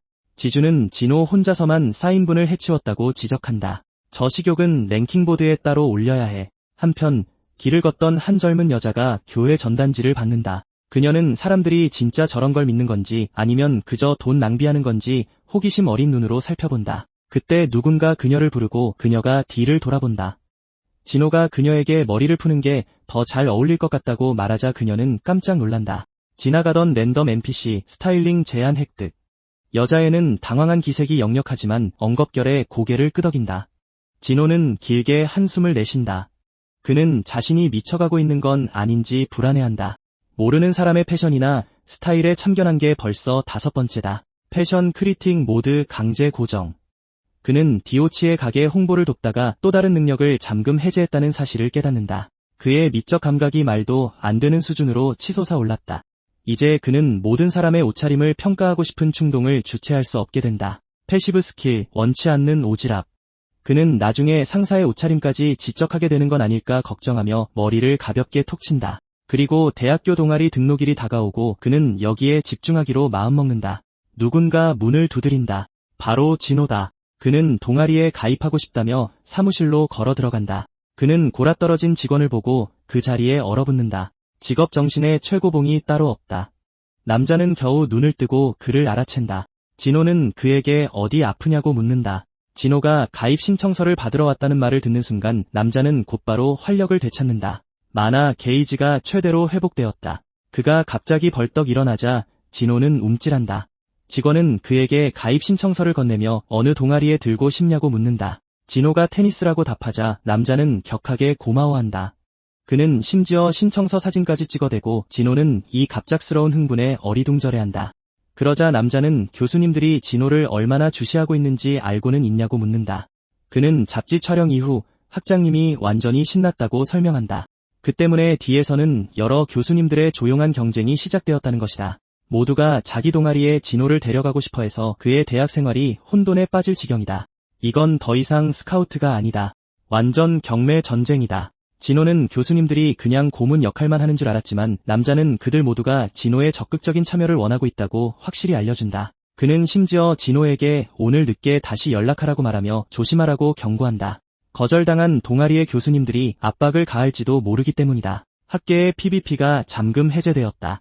진호는 자신이 정말 그렇게 인기가 많은 건지 의아해하기 시작한다. 그는 경영학과 교수가 골프 동아리에 들어오라고 강요했던 일과 경제학과 교수가 등산 동아리로 끌어들이려 했던 일을 떠올린다. 어떤 교수는 학생 식당에서 축구 동아리에 들어오라며 다가오기까지 했다. 밥 한 끼도 맘 편히 먹을 수가 없다. 진호는 이 모든 상황을 안절부절 못하며 설명한다. 그는 이 상황이 처음 연애 시뮬레이션 게임을 할 때보다 훨씬 스트레스 받는다고 털어놓는다. 이제 대화 선택지가 꽤 중요해졌다. 남자는 진호에게 테니스 라켓을 건네며 동문들이 후원해준 것이라고 말한다. 그리고 부담 갖지 말라고 아무렇지 않게 덧붙인다. 그래, 부담은 무슨, 내 평판이 전부 걸려있을 뿐인데. 그는 문을 열고 진호와 함께 밖으로 나간다. 코트에 도착하자 진호는 확연히 감탄한 눈치다. 남자는 그를 테니스 동아리에 온 것을 환영한다. 진호는 몇몇 사람들이 연습하는 모습을 지켜본다. 한 여학생이 공을 허공으로 던진다. 선수가 강력한 서브로 받아친다. 진호는 완전히 넋을 잃는다. 남자는 서브가 너무 빠르고 정확해서 상대방이 건드리지조차 못하는 걸 에이스라고 부른다고 설명해준다. 새로운 단어가 잠금 해제되었다. 진호는 혼란스러운 표정으로 그저 빤히 쳐다본다. 남자는 몇 번 쳐보면 알게 될 거라며 그를 안심시킨다. 참 긍정적이기도 하다. 다른 학생이 그들을 발견하고는 영지 선배가 진호를 데려왔다고 소리친다. 갑자기 모두가 영지 선배가 엘리트 학생 2명을 영입했다며 환호하기 시작한다. 다들 등산 동아리가 엄청 열받았을 거라는 이야기까지 꺼낸다. 동아리 라이벌전이 완전 애니메이션 에피소드급이다. 1시간 동안 진호를 지켜보던 선배 2명이 초조해지기 시작한다. 진호가 공을 위로 던진다. 서브를 넣으려다 헛스윙하고 다시 시도하지만 또 헛스윙한다. 주인공이라고 해서 스포츠 스킬이 자동으로 잠금 해제되는 건 아닌 모양이다. 선배들은 진호가 사실 테니스를 엄청 못 친다는 걸 금방 깨닫는다. 한동안 그는 일이 뜻대로 풀리지 않는다고 생각하며 계속 공만 주우러 다닌다. 그가 라켓을 잡아본 건 학교 특별 활동 시간이 전부였다. 그 와중에 그는 선배들이 자신을 지켜보고 있다는 걸 느낀다. 그리고 그는 선배들의 수준에 한참 못 미친다. 결국 그는 옆 코트에서 치고 있는 여학생들 쪽을 흘끗 쳐다본다. 공이 허공에 떠있는 순간 진호는 얼어붙는다. 그는 지금이 바로 그 스킬을 해제할 타이밍인지 고민한다. 테니스 코트에 왕자 능력을 얻는다면 순식간에 저곳의 모두를 뛰어넘을 수 있을 텐데. 밸런스 참 좋네. 라켓을 쥐어야 한다는 첫 번째 조건은 이미 충족했다. 이제 랠리를 100번만 채우면 된다. 스피드런을 하고 싶은 충동이 강하게 든다. 랠리의 난이도는 상대방이 얼마나 잘 맞춰주느냐에 달려있기에 그는 꼼수를 써서 쉽게 노가다 할 방법을 고민한다. 하지만 그건 진짜 스포츠 정신을 속이는 짓이라는 걸 즉시 깨닫는다. 보기 드문 올바른 인성이 감지되었다. 바로 그때 누군가 갑자기 나타난다. 영지 선배가 불쑥 튀어나와 무슨 생각을 그리 하느냐고 묻자 진호는 깜짝 놀라 움찔한다. 그는 곧바로 사과한다. 영지 선배는 어리둥절한 표정을 짓는다. 진호는 실기평가에서 0점을 받았다고 설명한다. 아무 실력도 없이 동아리에 들어온 게 그저 민폐만 끼치는 것 같다고 느낀다. 영지 선배는 몇 초간 침묵하더니 빵 터져 웃기 시작한다. 그는 공을 집어들며 진호에게 동아리 활동은 처음이냐고 묻는다. 튜토리얼 NPC가 채팅에 입장했다. 영지 선배는 보통 최상위권 학생들은 공부에만 매달리느라 특별 활동에는 거의 참여하지 않는다고 설명한다. 진호는 농담인 줄 알지만 영지 선배는 동아리는 누가 더 잘하는지 순위를 매기는 곳이 아니라고 딱 잘라 말한다. 사람들이 즐겁게 놀기 위해 존재하는 곳이라는 거다. 혁명적인 발상이다. 진호는 여전히 완전히 이해하지 못한다. 영지 선배는 요즘 학생들이 경쟁에 너무 집착한다고 덧붙인다. 마치 1점만 잃어도 인생이 망하는 것처럼 말이다. 그는 조금만 뒤처져도 모든 게 끝났다고 생각하는 사람들이 많다고 말한다. 하지만 과정을 진정으로 즐기는 사람들이 결국 최고가 되는 법이라고. 진호는 그의 말이 맞다는 걸 깨닫는다. 그러더니 영지 선배는 기계를 상대로 서브 연습만 하는 건 지루하지 않냐고 묻는다. 그는 같이 랠리나 한번 하자고 제안한다. 진호는 거절한다. 그는 뒤처지지 않으려고 너무 애쓰느라 정작 중요한 게 뭔지 잊을 뻔했다는 사실을 깨닫는다. 반전이네. 진짜 적은 불안감이었어. 잠시 후 태양이 뜨겁게 내리쬐다. 그날 진호는 공식적으로 영어 과외를 시작한다. 누군가 그에게 과일을 내민다. 가정부가 마실 것을 묻는다. 그냥 탄산음료면 됩니다. 진호는 미영 이모에게 가정부가 있을 줄은 상상도 못했다. 스토리 업그레이드. 잠금 해제. 갑자기 장이 가정부를 부르며 나타난다. 신발을 휙 벗어던지며 발랄하게 걸어 들어온 그녀가 신나서 묻는다. 테디베어, 아빠는 어딨어요? 그러고는 곧장 가정부에게 가방을 던진다. 망설임 제로. 완전한 직진.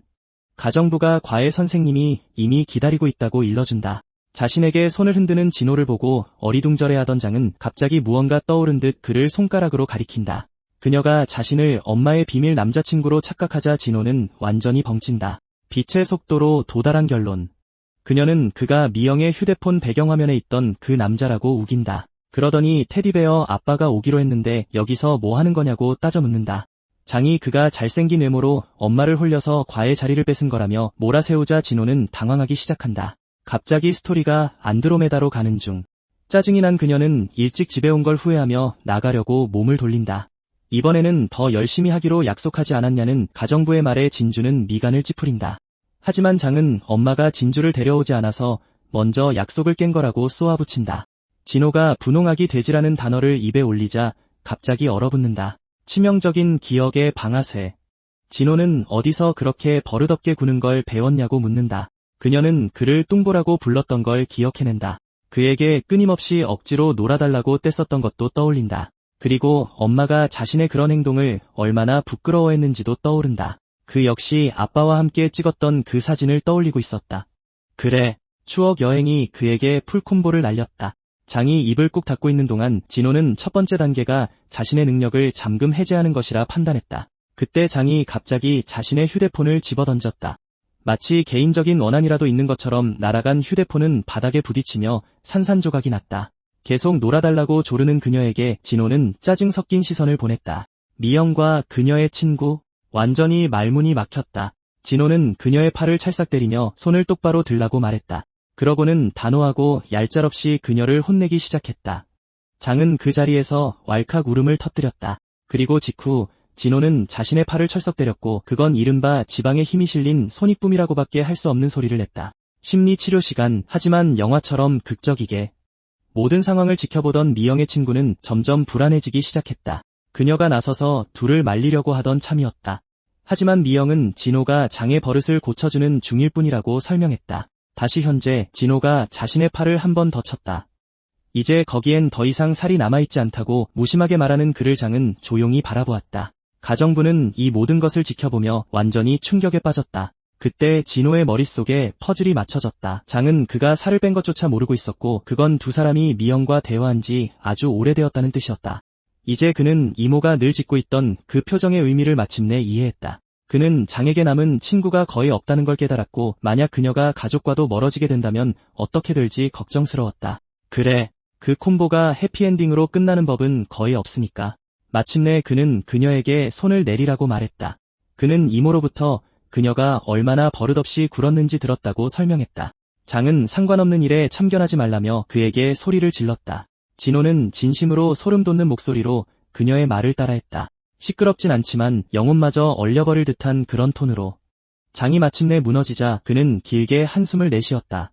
그가 다독여주기 시작하자 그녀는 천천히 고개를 들었다. 엄마가 지금 너무 바쁘고 승진 이후엔 주말에도 얼굴 보기 힘들 정도라는 그의 설명에 그녀의 눈에 눈물이 고였다. 가정부는 이 상황에 완전히 당황했다. 진호는 매주 그녀를 보러 오겠다고 약속했다. 가정부는 그가 단 몇 분 만에 반항기 넘치는 장을 순한 양으로 만들었다고 생각했다. 업적 달성, 인성 패치 완료. 미영의 사무실. 그녀는 전화통화로 장의 태도에 대해 들으며 충격에 빠져 있었다. 가정부는 진호가 떠난 직후에 장이 스스로 공부를 시작했다고 덧붙였다. 그런 기초적인 회화 수업부터 시작해도 정말 괜찮은 건지 묻자 미영은 걱정하지 말라고 대답했다. 그녀는 진호가 고려대학교에 수석으로 입학했다는 사실을 상기시켜 주었다. 가벼운 플렉스, 별거 아니지. 그리고 그녀는 전화를 끊으며 가정부에게 좀 쉬라고 말했다. 그녀의 생각은 학교 축제 때 자신의 공연을 보러 올 거냐고 묻던 어린 장의 모습으로 흘러갔다. 또한 장이 무언가 말하고 싶어 했지만 엄마가 일 때문에 너무 피곤해 보인다고 생각해 입을 다물었던 때도 떠올랐다. 조금씩 마음의 문이 완전히 열리는 일은 없어졌다. 그리고 마침내 그녀는 고통스러운 사실을 깨달았다. 정말 지쳐버렸던 건 자신이 아니었다는 것을. 그건 장이었다. 미영은 테디베어 아빠가 좀 더 일찍 왔더라면 처음부터 모든 걸 이해했을 거라고 생각했다. 때로는 한 번의 포옹이 10번의 잔소리보다 낫다. 일이 이렇게 될 줄 알았다면 진호를 훨씬 일찍 불렀을 거라고 그녀는 중얼거렸다. 그러고는 가방만 물끄러미 바라보며 그 자리에 가만히 서 있었다. 잠시 후 테니스 코트에서 랠리 연습이 시작되었다. 진호는 끊임없이 공을 받아쳤고 마침내 목표했던 100번의 랠리를 채웠다. 바로 그때 테니스의 황태자 스킬을 잠금 해제했다는 메시지가 떠오르자 그는 멈칫했다. 그래, 벌써부터 사기 스킬의 냄새가 난다. 진호는 어렸을 때 한 왕자가 그에게 아직 갈 길이 멀다고 했던 것을 기억해냈다. 그리고 새로운 날이 밝았다. 진호는 계속해서 장의 공부 계획을 짜주었다. 그는 그녀가 결코 머리가 나쁜 게 아니라는 결론을 내렸다. 고급 어휘도 꽤 많이 알고 있었고 간단한 질문에는 곧잘 대답했다. 그저 너무 오랫동안 공부에 손을 놓은 탓에 모든 의욕을 잃어버렸을 뿐이었다. 장은 엄마가 이 과외에 돈을 얼마나 쓰고 있는지 전혀 몰랐다고 털어놓았다. 진호가 원한다면 노력은 절반만 해도 된다고 말하자 그녀는 놀란 눈치였다. 그리고 장은 사실 엄마가 자신의 성적에 전혀 신경 쓰지 않았다고 말했다. 좋은 성적을 받아와도 엄마가 하는 말이라곤 잘했네가 전부였다고. 진호는 그런 엄마를 둔 걸 부러워할 애들이 널렸다고 지적했다. 장은 6학년 때부터 그 차이를 느끼기 시작했다고 대답했다. 반 친구들이 좋은 성적을 받으면 그 애들 엄마는 가장 좋아하는 음식을 해줬다는 것이 그녀의 설명이었다. 그리고 점수가 낮으면 옆에 앉아서 공부를 도와주셨어. 그 대비가 기습 쪽지 시험보다 더 뼈 때리게 와닿네. 장은 자기가 수학에서 만점을 받고 집에 오면 엄마는 그저 축하한다며 친구들이랑 가서 놀라고만 했다고 말했다. 진호는 그 당시에 그녀가 친구조차 없었다는 말을 듣고 몹시 당황했다. 그러고는 예전에 자기 집에 놀러왔을 때 항상 유기농 음식만 대접받았던 걸 기억하냐고 물었다. 장은 그 모든 음식들이 자신의 건강을 생각한 엄마가 직접 준비했던 거라는 사실을 알고 충격에 빠졌다. 때로는 사랑이 채소로 위장해서 나타나기도 한다. 진호는 마양 이모가 집안의 냉장고까지 싹 다 정리해 놨었다고 덧붙였다. 그는 장이 이 사실을 전혀 모르고 있었을 게 뻔해서 굳이 꺼낸 이야기라고 말했다. 마양 이모는 한 번도 자기 감정을 솔직하게 표현하는 사람이 아니었다는 그의 말에 장은 그저 침묵을 지켰다. 그러다 그녀는 대충 공부해도 79점은 거뜬히 받을 거라는 말을 한 번만 더 하면 가만 안 두겠다고 그에게 경고했다. 살벌한 경고 접수 완료. 진호는 자신이 아무리 진심으로 마양 이모의 마음을 대변해봐야 그저 이모를 위한 변명으로만 들릴 거란 걸 깨달았다. 그는 장이 무엇을 느끼는지 이해하고 그녀 내면의 공허함을 채워주는 것이 훨씬 더 중요하다는 것을 깨달았다. 바로 그때 진호에게 메시지가 하나 도착했다. 확인해보니 테니스 친선 경기가 열린다는 내용이었다. 우주가 친히 다음 퀘스트가 잠금 해제되었습니다라고 말해주는 것 같았다. 얼마 지나지 않아 그에게 전화가 걸려왔다. 영지 선배는 또 자체 휴강을 때렸냐고 물었지만 진호는 휴강된 거라고 대답했다. 잔뜩 모여든 인파를 보며 진호는 선배들도 수업을 짠 거냐고 물었다. 영지 선배는 그렇다고 답했다. 만점을 받은 수석 입학생이 미친 듯이 잘생기기까지 한 걸 보는 건 동물원에서 알비노 고릴라를 발견하는 것보다 훨씬 더 희귀한 일이니까. 그렇다. 우선순위가 아주 확실했다. 그들이 대화를 나누는 사이 뒤에 서 있던 녀석이 영지 선배를 불렀다. 알고 보니 그는 경제학과 테니스 동아리 소속이었고 영지 선배에게 이번엔 도망칠 생각 따윈 꿈도 꾸지 말라고 쏘아붙였다. 오늘은 퇴로 따윈 없다. 보스전은 필수니까. 영지 선배가 지난번 시합은 숙취 때문에 빠진 거라고 변명하자 그 녀석은 경영학과는 허구한 날 핑계가 똑같다고 비아냥댔다. 대학 학과 간의 기싸움은 정말 꺾일 줄을 모른다. 진호는 두 학과 사이의 앙숙소문이 진짜였다는 걸 깨닫고 헛웃음을 흘렸다. 또 다른 경제학과 부원이 나서더니 진호에게 수석 좀 했다고 자기가 뭐라도 되는 줄 아냐며 시비를 걸었다. 대놓고 짜증이 난 진호는 내가 바로 그 2등 한 녀석이냐고 맞받아쳤다. 예고도 없는 명치 강타. 그 사이 영지 선배는 상대 녀석에게 라켓이나 집으라고 말했다. 그러자 도전자 녀석이 다른 방식으로 결판을 내자고 제안했다. 그는 경영학과의 수석 신입생과 경제학과의 차석 신입생이 맞붙자고 도발했다. 영지 선배는 진호가 완전 초보인데 그건 불공평하다며 즉각 반발했다. 상대 녀석은 자기네 신입도 이제 막 시작한 참이라며 어깨를 으쓱였다. 비록 라켓 다루는 솜씨는 벌써 수준급이었지만 영지 선배는 공부 못하는 놈도 손가락으로 펜은 잘 돌린다고 무심하게 툭 던졌다. 감정적 데미지가 확실하게 장착된 일침이었다.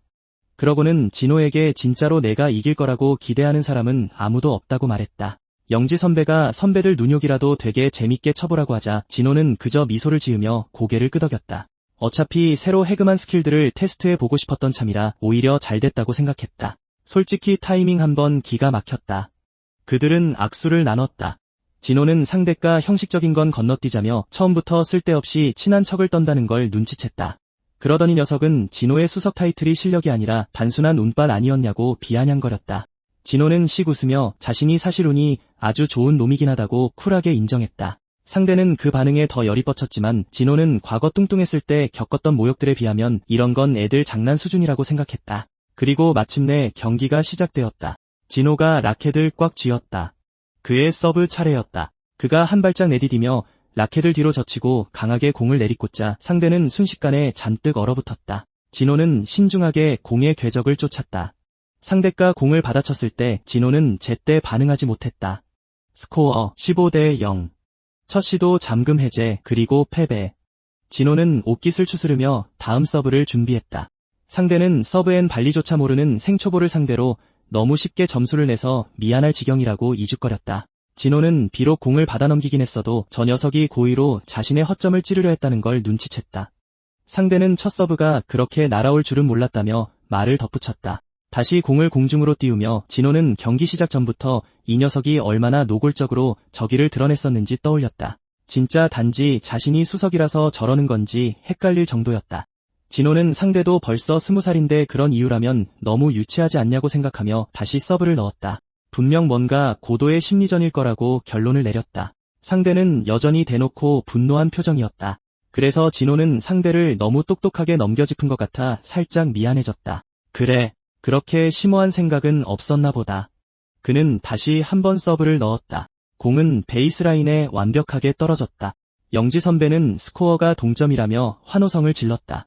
진호는 누군가 그 사실을 알리자 깜짝 놀란 표정을 지었다. 그는 자기가 진짜 생초보라 방금 전공이 아웃이라는 상대의 말을 고지곳대로 믿었다고 설명했다. 바로 그때 패션 디자인과 쪽에서 누군가 입을 열었다. 한 여학생이 그저 진호의 환상적인 비유를 감상 중이었을 뿐이라고 무심하게 말했다.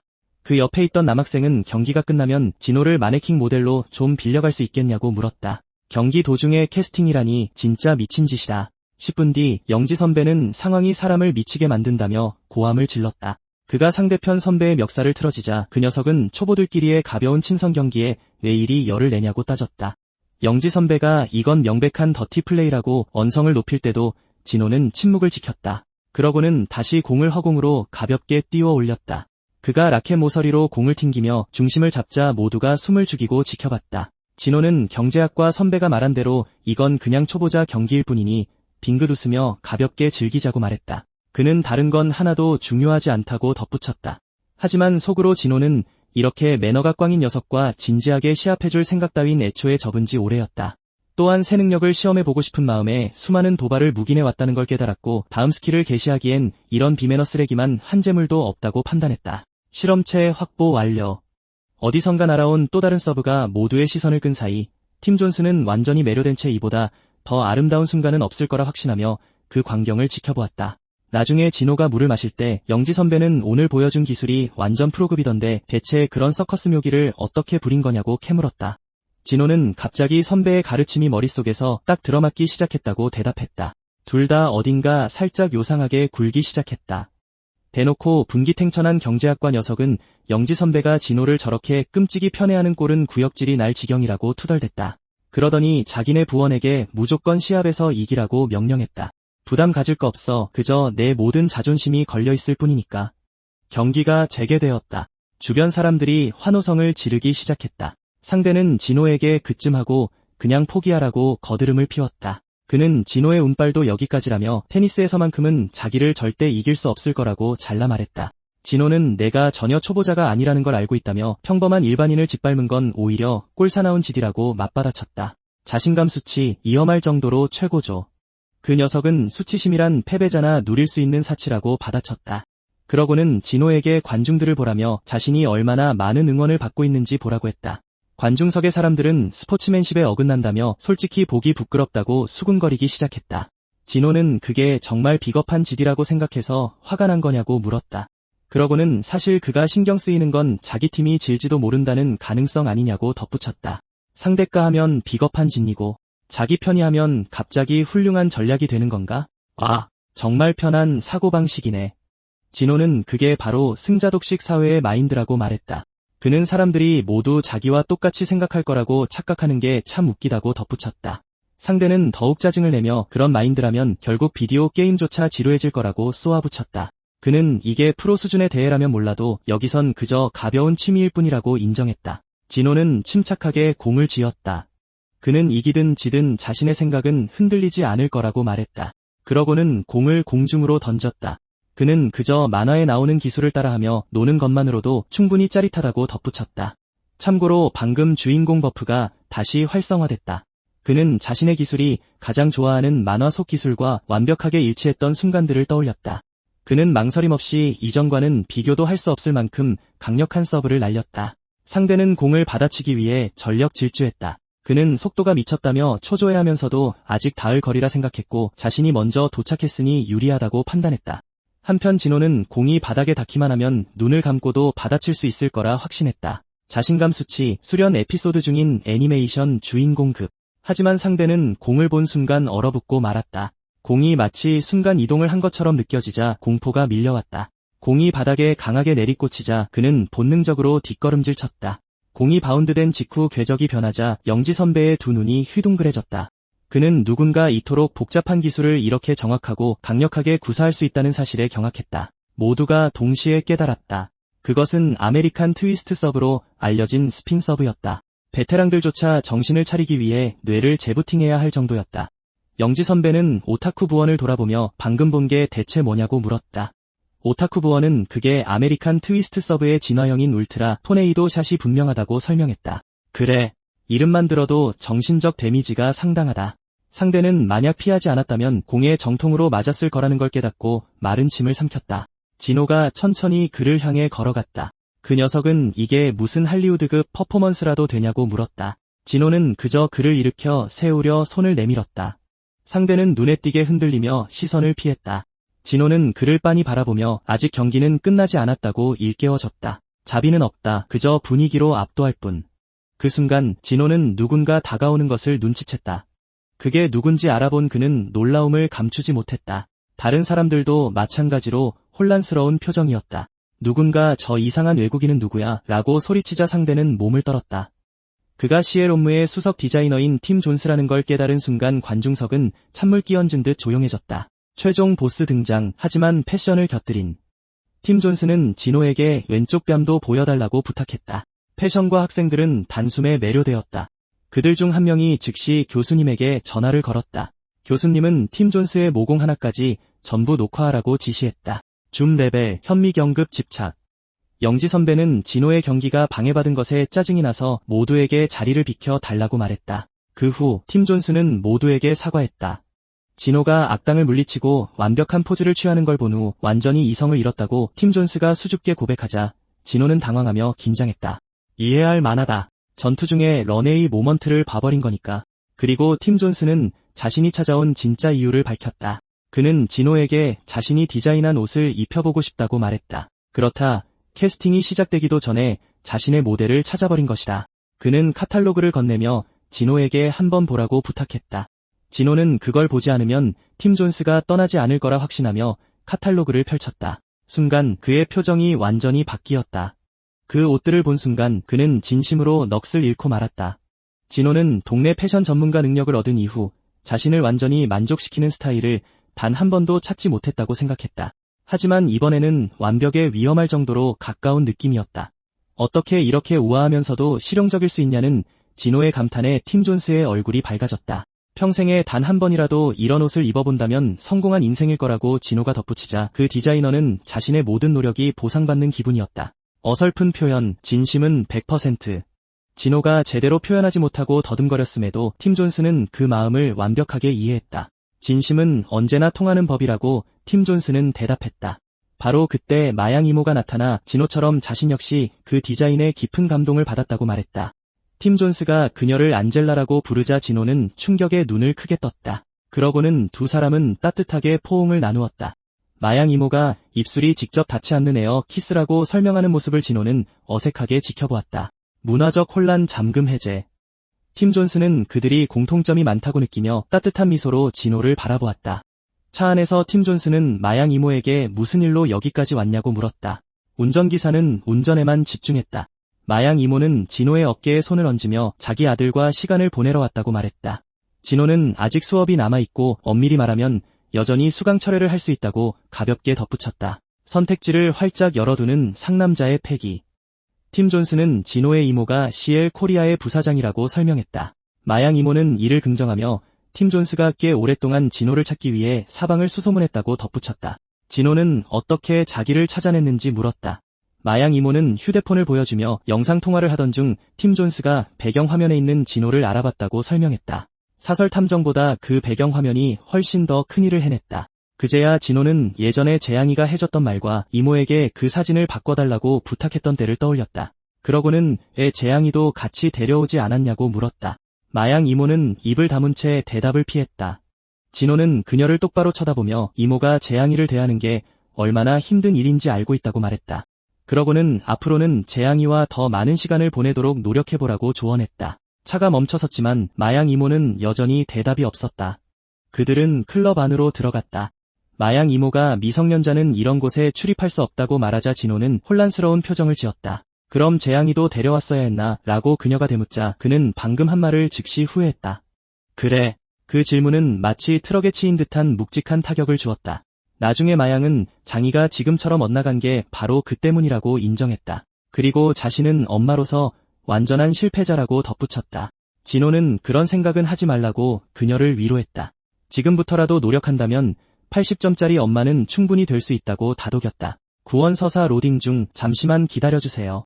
진호는 자기가 직접 돕겠다고 덧붙였다. 그러고는 클럽이 정말 대단하다고 생각하며 주위를 둘러보았다. 모든 것이 압도적인 럭셔리함으로 반짝이고 있었다. 그 순간 그의 시선이 눈부시게 아름다운 한 소녀에게 꽂혔다. 그리고 그녀 역시 자신을 빤히 바라보고 있다는 걸 깨달았다. 뜬금없이 그의 심장이 터질 듯이 뛰기 시작했다. 은근하다고? 아니, 전혀. 마양은 그 미묘한 변화를 단번에 눈치챘다. 진호는 세상에 자신이 본 적 없는 미인들이 셀 수 없이 많다는 걸 인정했다. 마양과 그녀의 비서 모두 그 말에 얼굴을 붉혔다. 마양은 이들이 평범한 사람들이 아니라고 설명했다. 진호는 다들 모델이라는 뜻이냐고 물었다. 마양은 몇몇은 단골일 수도 있지만 대부분은 연예인이거나 전문 모델이라고 답했다. 팀 존스가 한국에 왔다는 소식을 듣고 다들 몰려온 거라고 덧붙였다. 그러니까 그래, 완전 우연을 가장한 모임인 거지. 진호는 모두가 세상에서 제일 신난 것처럼 춤추는 걸 눈여겨봤다.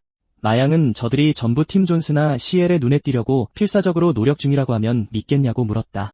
여기 그냥 놀러온 사람은 아무도 없어. 솔직해지자고. 진호는 결국 우연을 가장한 자기 PR 아니냐고 대답했다. 마양은 미소를 지으며 눈치가 무섭게 빠르다고 말했다. 그녀는 메시지를 전하고 싶다면 첫 번째 단계는 눈에 띄는 거라고 설명했다. 그러고는 팀 존스의 최애가 확실히 진호이기 때문에 저들의 노력은 다 헛수고라며 농담을 던졌다. 진호는 그녀가 최애라는 단어를 쓸 때마다 트라우마가 생길 것 같다고 즉각 받아쳤다. 디버프라도 걸린 것처럼 움찔하는 형님. 마양은 정말로 모델 일에 관심이 요만큼도 없는 거냐고 다시 물었다. 진호는 더 정확히 말하자면 어떤 에이전시와도 계약하고 싶지 않은 거라고 분명히 했다. 마양은 이해했다. 어딘가에 소속되고 싶지는 않지만 그렇다고 좋은 기회마저 걷어차는 건 아니라는 뜻이었다. 진호는 그게 정확히 자신의 입장이라고 확인해 주었다. 마양은 살짝 걱정스러운 얼굴로 만약 저 둘이 서울이나 파리 패션 위크 런웨이에 서게 되면 그야말로 악몽일 거라고 비서에게 속삭였다. 부자들만의 고민 감지. 진호는 그 에너지의 반만 장이에게 썼어도 상황이 달라졌을 거라고 쏘아붙였다. 마양은 눈에 띄게 풀이 죽은 채 자신이 엄마로서 실패했음을 인정했다. 진호는 그녀에게 휴대폰 배경화면을 장이의 사진으로 바꿔보라고 제안했다. 마양은 오늘 하루 맘껏 즐기라고 하면서 오늘 있었던 일은 진이에게 절대 비밀로 해달라고 부탁했다. 진호는 밤에 화장실을 몇 번 갔는지까지 전화로 보고할 수 있는 사람이 할 말은 아닌 것 같아 믿기 어렵다고 말했다. 프라이버시? 그런 거 모릅니다만. 진호는 진이에게 아무 말도 하지 않으면 예제차를 사주겠다는 마양의 약속에 당황했다. 그녀는 CL의 부사장은 돈으로 장난치지 않는다며 편하게 즐기라고 강조했다. 비서도 거들며 만약 마양님이 약속을 어긴다면 자신의 권한으로 임시 부사장직에 오르겠다고 말했다. 기업 쿠데타 스피드런 시작. 마양은 입을 꾹 다물었다. 그러자 비서는 재밌지 않냐고 물었다. 마양은 재밌기보단 소름 돋는다고 대답했다. 그래, 인사팀도 이건 절대 수습 못하지. 진호는 일행과 함께 걷기 시작했다. 갑자기 누군가 실수로 그와 부딪혔다. 그는 재빨리 그 사람의 팔을 잡아 중심을 잡아주고는 곧바로 사과했다. 진호는 그제야 몇몇 여자애들이 자신을 빤히 쳐다보고 있다는 걸 눈치챘다. 그중 한 명이 그의 팔을 잡으며 외모가 미쳤다며 CL의 전속 모델이냐고 물었다. 숨기지도 않고 그냥 바로 캐스팅 돌입. 그녀가 같이 춤추자고 권유하자 진호는 수줍은 듯 시선을 피했다. 그러자 여자애들은 춤추고 나서 다 같이 밥이나 먹으러 가자고 덧붙였다.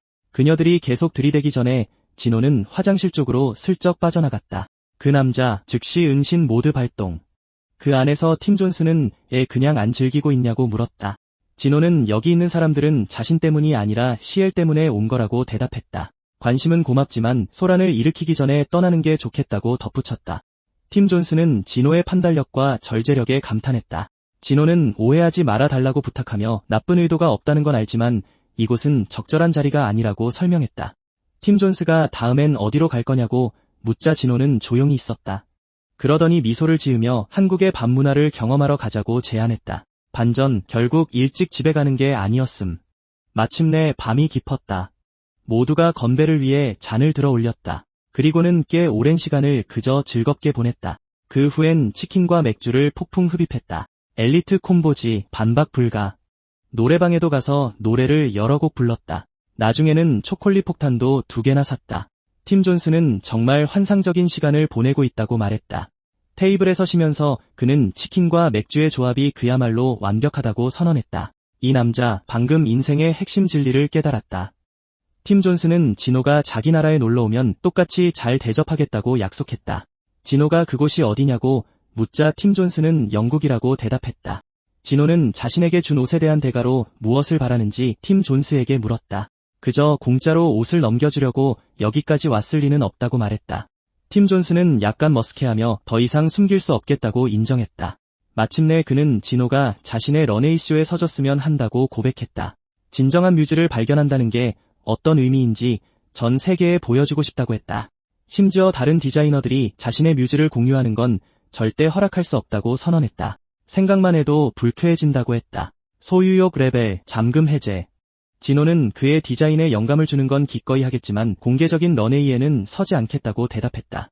팀 존스는 그 대답이 마음에 들지 않았다. 그는 진호 같은 사람을 뮤즈로 삼았다는 걸 다른 디자이너들에게 자랑하고 싶었다고 털어놓았다. 하지만 동시에 그를 아무와도 공유하고 싶지 않았다. 진호는 팀 존스가 어린애처럼 군다고 생각했다. 자기 새 게임기를 아무도 못 만지게 하면서도 자랑하려고 어딜 가든 들고 다니던 아이가 떠올랐다. 딱 그런 느낌이지. 진호는 팀 존스가 그를 아무리 숨기려 해도 소용없을 거라고 꼬집어 말했다. 그러고는 그에게 자신의 폰 화면을 보여주었다. 팀 존스는 웹사이트 트래픽이 폭주한 것을 보게 되었다. 진호는 그게 자신이 입고 있는 옷을 파는 쇼핑몰 사이트라고 설명했다. 그는 그곳 대표와 개인적으로 아는 사이라고 덧붙였다. 그는 오늘 아침부터 한국대라는 키워드와 연결된 상품들 때문에 자신에게 전화가 끊이지 않는다고 말했다. 그는 두 사람이 대중 앞에 함께 모습을 드러낸 순간부터 이 모든 게 시작되었다고 설명했다. 진호는 그저 함께 있는 것만으로도 이런 파급력을 낳았는데 만약 공식적으로 팀 존스의 디자인을 입는다면 무슨 일이 벌어질지 상상조차 하기 싫다고 덧붙였다. 글로벌 소셜미디어가 지배하는 이 시대에 그런 노출은 걷잡을 수 없이 퍼져나갈 것이라고 말했다. 그래서 이를 진행시키기 전에 모든 것을 신중하게 따져보는 게 더 현명하다고 한 것이었다. 또한 그렇게 엄청난 옷을 공짜로 받는 건 양심이 허락하지 않는다고 고백했다. 팀 존스는 시간을 두고 생각해보겠다고 대답했다. 제니오는 그가 아직 하고 싶은 말이 남아있다는 걸 눈치챘다.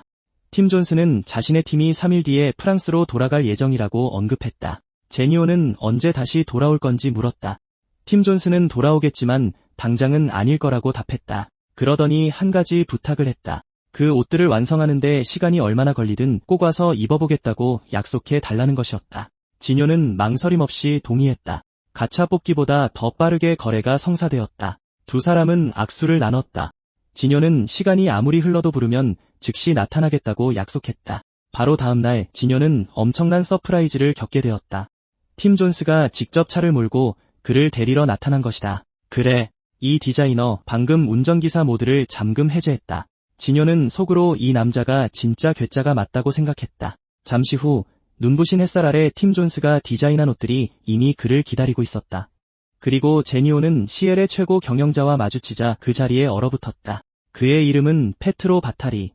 제니오는 속으로 더 이상 놀랄 일은 없을 거라며 안절부절 못했지만 그 생각은 즉시 틀렸음이 증명되었다. 반전 속도, 거의 빛의 속도였다. 페트로 바타리가 상황을 보자마자 가장 빠른 비행기를 타고 날아왔다고 설명하자 팀 존스 역시 경악을 금치 못했다. 페트로 바타리는 제니오가 시엘의 공식 모델이 되어야 한다고 선언했다. 팀 존스는 제니오가 오직 자신만의 뮤즈라며 그 제안을 단칼에 잘라버렸다. 그렇게 협상은 순식간에 보스전으로 변해버렸다. 페트로 바타리는 이것이 회사의 매출과 직결된 문제라며 반박했다. 팀 존스는 비즈니스를 논할 거라면 자기 쪽도 지분을 가져야 한다고 맞불을 맞다. 진효는 그저 멍하니 이 혼돈의 파티를 지켜보았고 페트로 바타리는 팀 존스에게 영감을 주어 고맙다며 진효에게 인사를 건넸다. 페트로는 획기적인 창의성 때문에 팀 존스를 고용했지만 특유의 안절부절 못하는 성격 탓에 그를 한 곳에 묶어두는 게 불가능하다고 설명했다. 자유로운 영혼의 예술가는 대중에게 멋져 보일지 몰라도 비즈니스 파트너로서는 그야말로 악몽이라고 덧붙였다. 팀 존스는 자신이 엄청난 수익을 내지 않았냐고 따졌다. 페트로 바타리는 바로 그 점 때문에 제니오에게 작은 감사의 표시를 하고 싶다고 대답했다. 그래, 참 작기도 하네. 그렇고 말고. 페트로가 앞으로 3년 동안 시엘의 전폭적인 스폰서십을 제안하자 제니오의 눈이 휘둥그레졌다.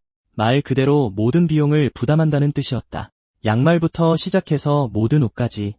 제니오는 믿기지 않는다는 듯 손으로 입을 틀어막기까지 했다. 페트로는 누구보다 먼저 미출시 제품을 받게 될 것이라고 덧붙였다. 또한 그만을 위한 전담 전문 스타일리스트를 붙여주겠다고 약속했다. 페트로가 유일한 조건을 설명했을 때 제니오는 머릿속이 새하얘졌다. 시엘이 그를 위해 고른 프리미엄 의상들만 항상 입고 다녀야 한다는 조건이었다. 팀 존스는 페트로가 자신의 뮤즈를 뺏기지 않으려고 안달이 난 게 분명하다고 쏘아붙였다. 페트로는 제니오 같은 사람이 다른 브랜드를 대표하게 둘 순 없다고 응수했다. 이 바닥에서 선수 빼가기는 절대 금지다. 제니오가 미안하다며 그 제안을 거절하자 팀 존스는 완전히 얼이 빠져버렸다. 페트로는 즉시 이유를 따져 물었다. 제니오가 지금 어떤 엄청난 기회를 걷어차고 있는지 알고나 있는 거냐고 물었다. 그러고는 더 나아가 선호하는 다른 브랜드가 따로 있는 거냐며 그를 압박했다. 제니오가 그렇다고 확답하지 않자 페트로는 진짜 이유가 알고 싶다며 다시 한번 몰아붙였다. 진효는 명품 브랜드가 훌륭하다는 건 인정하며 스폰서십을 통해 공짜로 받는다면 더할 나위 없을 거라고 고백했다. 하지만 그에게 가장 중요한 건 그가 새롭게 살기 시작한 삶 그 자체였다. 그래서 그 삶을 즐기는 것이 오직 명품에만 자신을 가두는 것을 의미한다면 그런 건 필요 없다는 결론을 내렸다. 이 남자, 방금 터진 잭팟을 무슨 스팸 메일 거르듯 넘겨버렸다. 진효는 아름답고 멋진 옷이라면 무엇이든 입혀지고 진가를 인정받을 자격이 있다고 설명했다. 진효가 시엘의 옷이 아니더라도 이 원칙은 똑같이 적용된다고 덧붙이자 페트로가 몸을 기울여 바짝 다가왔다. 그 말에 팀 존스는 감격에 겨워 다시 바닥에 주저앉고 말았다. 페트로는 미소를 지으며 팀 존스가 진정한 뮤즈를 찾아냈다고 말했다. 그러고는 혹시라도 자신의 말이 오해를 샀을까 봐 사과했다. 그는 제니오 역시 시엘을 입기 위해서라면 물불을 가리지 않는 흔한 부류의 사람일 거라 착각했다고 털어놓았다. 제니오 역시 자신도 너무 예민하게 반응했다며 대답했다. 페트로는 진효가 재능이 넘칠 뿐만 아니라 예의까지 깍듯해서 그가 더욱더 탐난다고 말했다. 이어서 그는 이미 시엘 코리아 측에 진효가 원하는 아이템을 선물로 마음껏 고를 수 있게 지시해두었다고 알려주었다. 진효는 페트로가 그 말을 한 걸 후회하게 될지도 모른다고 대답했다. 페트로는 온 가족의 옷이든 원하는 누구의 옷이든 다 가져가도 좋다고 호언장담했다. 진효는 시엘의 CEO도 농담할 줄 안다며 즐거워했다. 무한 쇼핑 버그 활성화. 공간 전체가 흠잡을 데 없이 완벽하게 정돈되어 있었다. 마양 이모는 진효에게 이 기회를 살려 원하는 건 뭐든 다 골라잡으라고 말했다. 하지만 긴장으로 덜덜 떨며 그는 단 2개의 아이템만 가리켰다. 마양 이모는 고작 300만 원 정도 차이 나는 걸로는 페트로가 눈치채지도 못할 거라고 말했다. 푼돈이란 바로 이런 건가 보다. 그런 다음 그녀는 진희에게 전화를 걸어 회사로 오라고 했다.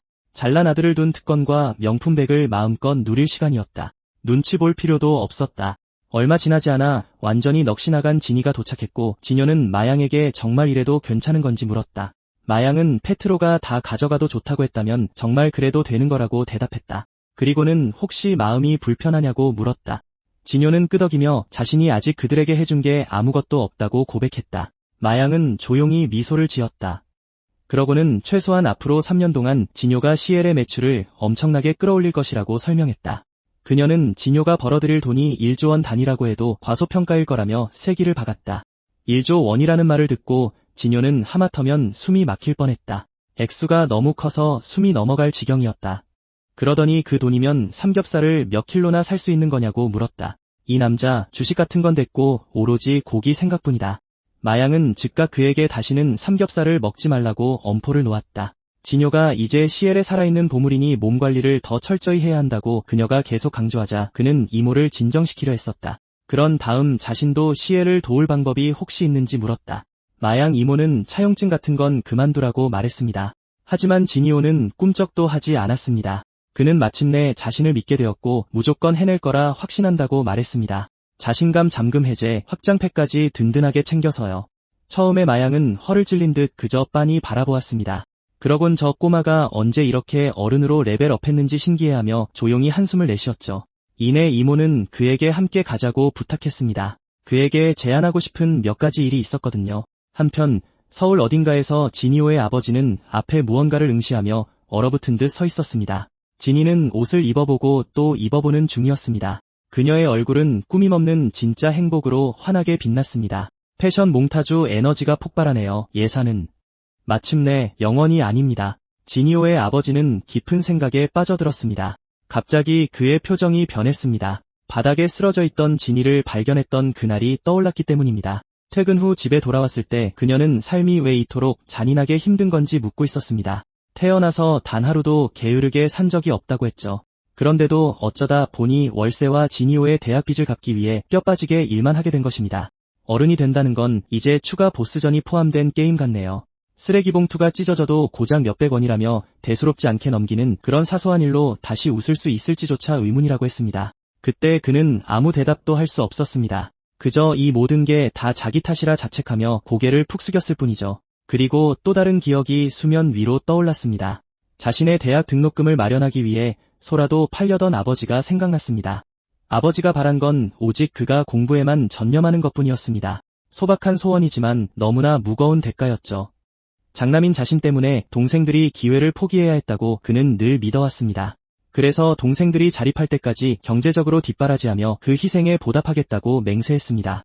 진이가 그에게 결혼하자고 했던 날도 생생히 떠올랐습니다. 그녀가 고생길만은 피하길 바랐건만 그녀는 결국 자신을 선택했습니다. 그가 쓰레기를 버리고 오겠다고 나섰죠.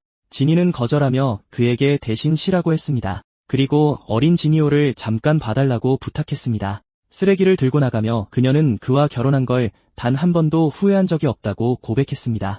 다시 현재로 돌아와 홍미는 옷을 계속 입어보는 진이를 바라보았습니다. 그녀의 미소를 보자 몇 년 전에 바로 그 미소로 곧장 빨려 들어가는 듯했습니다. 그는 고개를 돌려 남몰래 눈물을 훔치며 마음속으로 진이호에게 깊이 감사했습니다.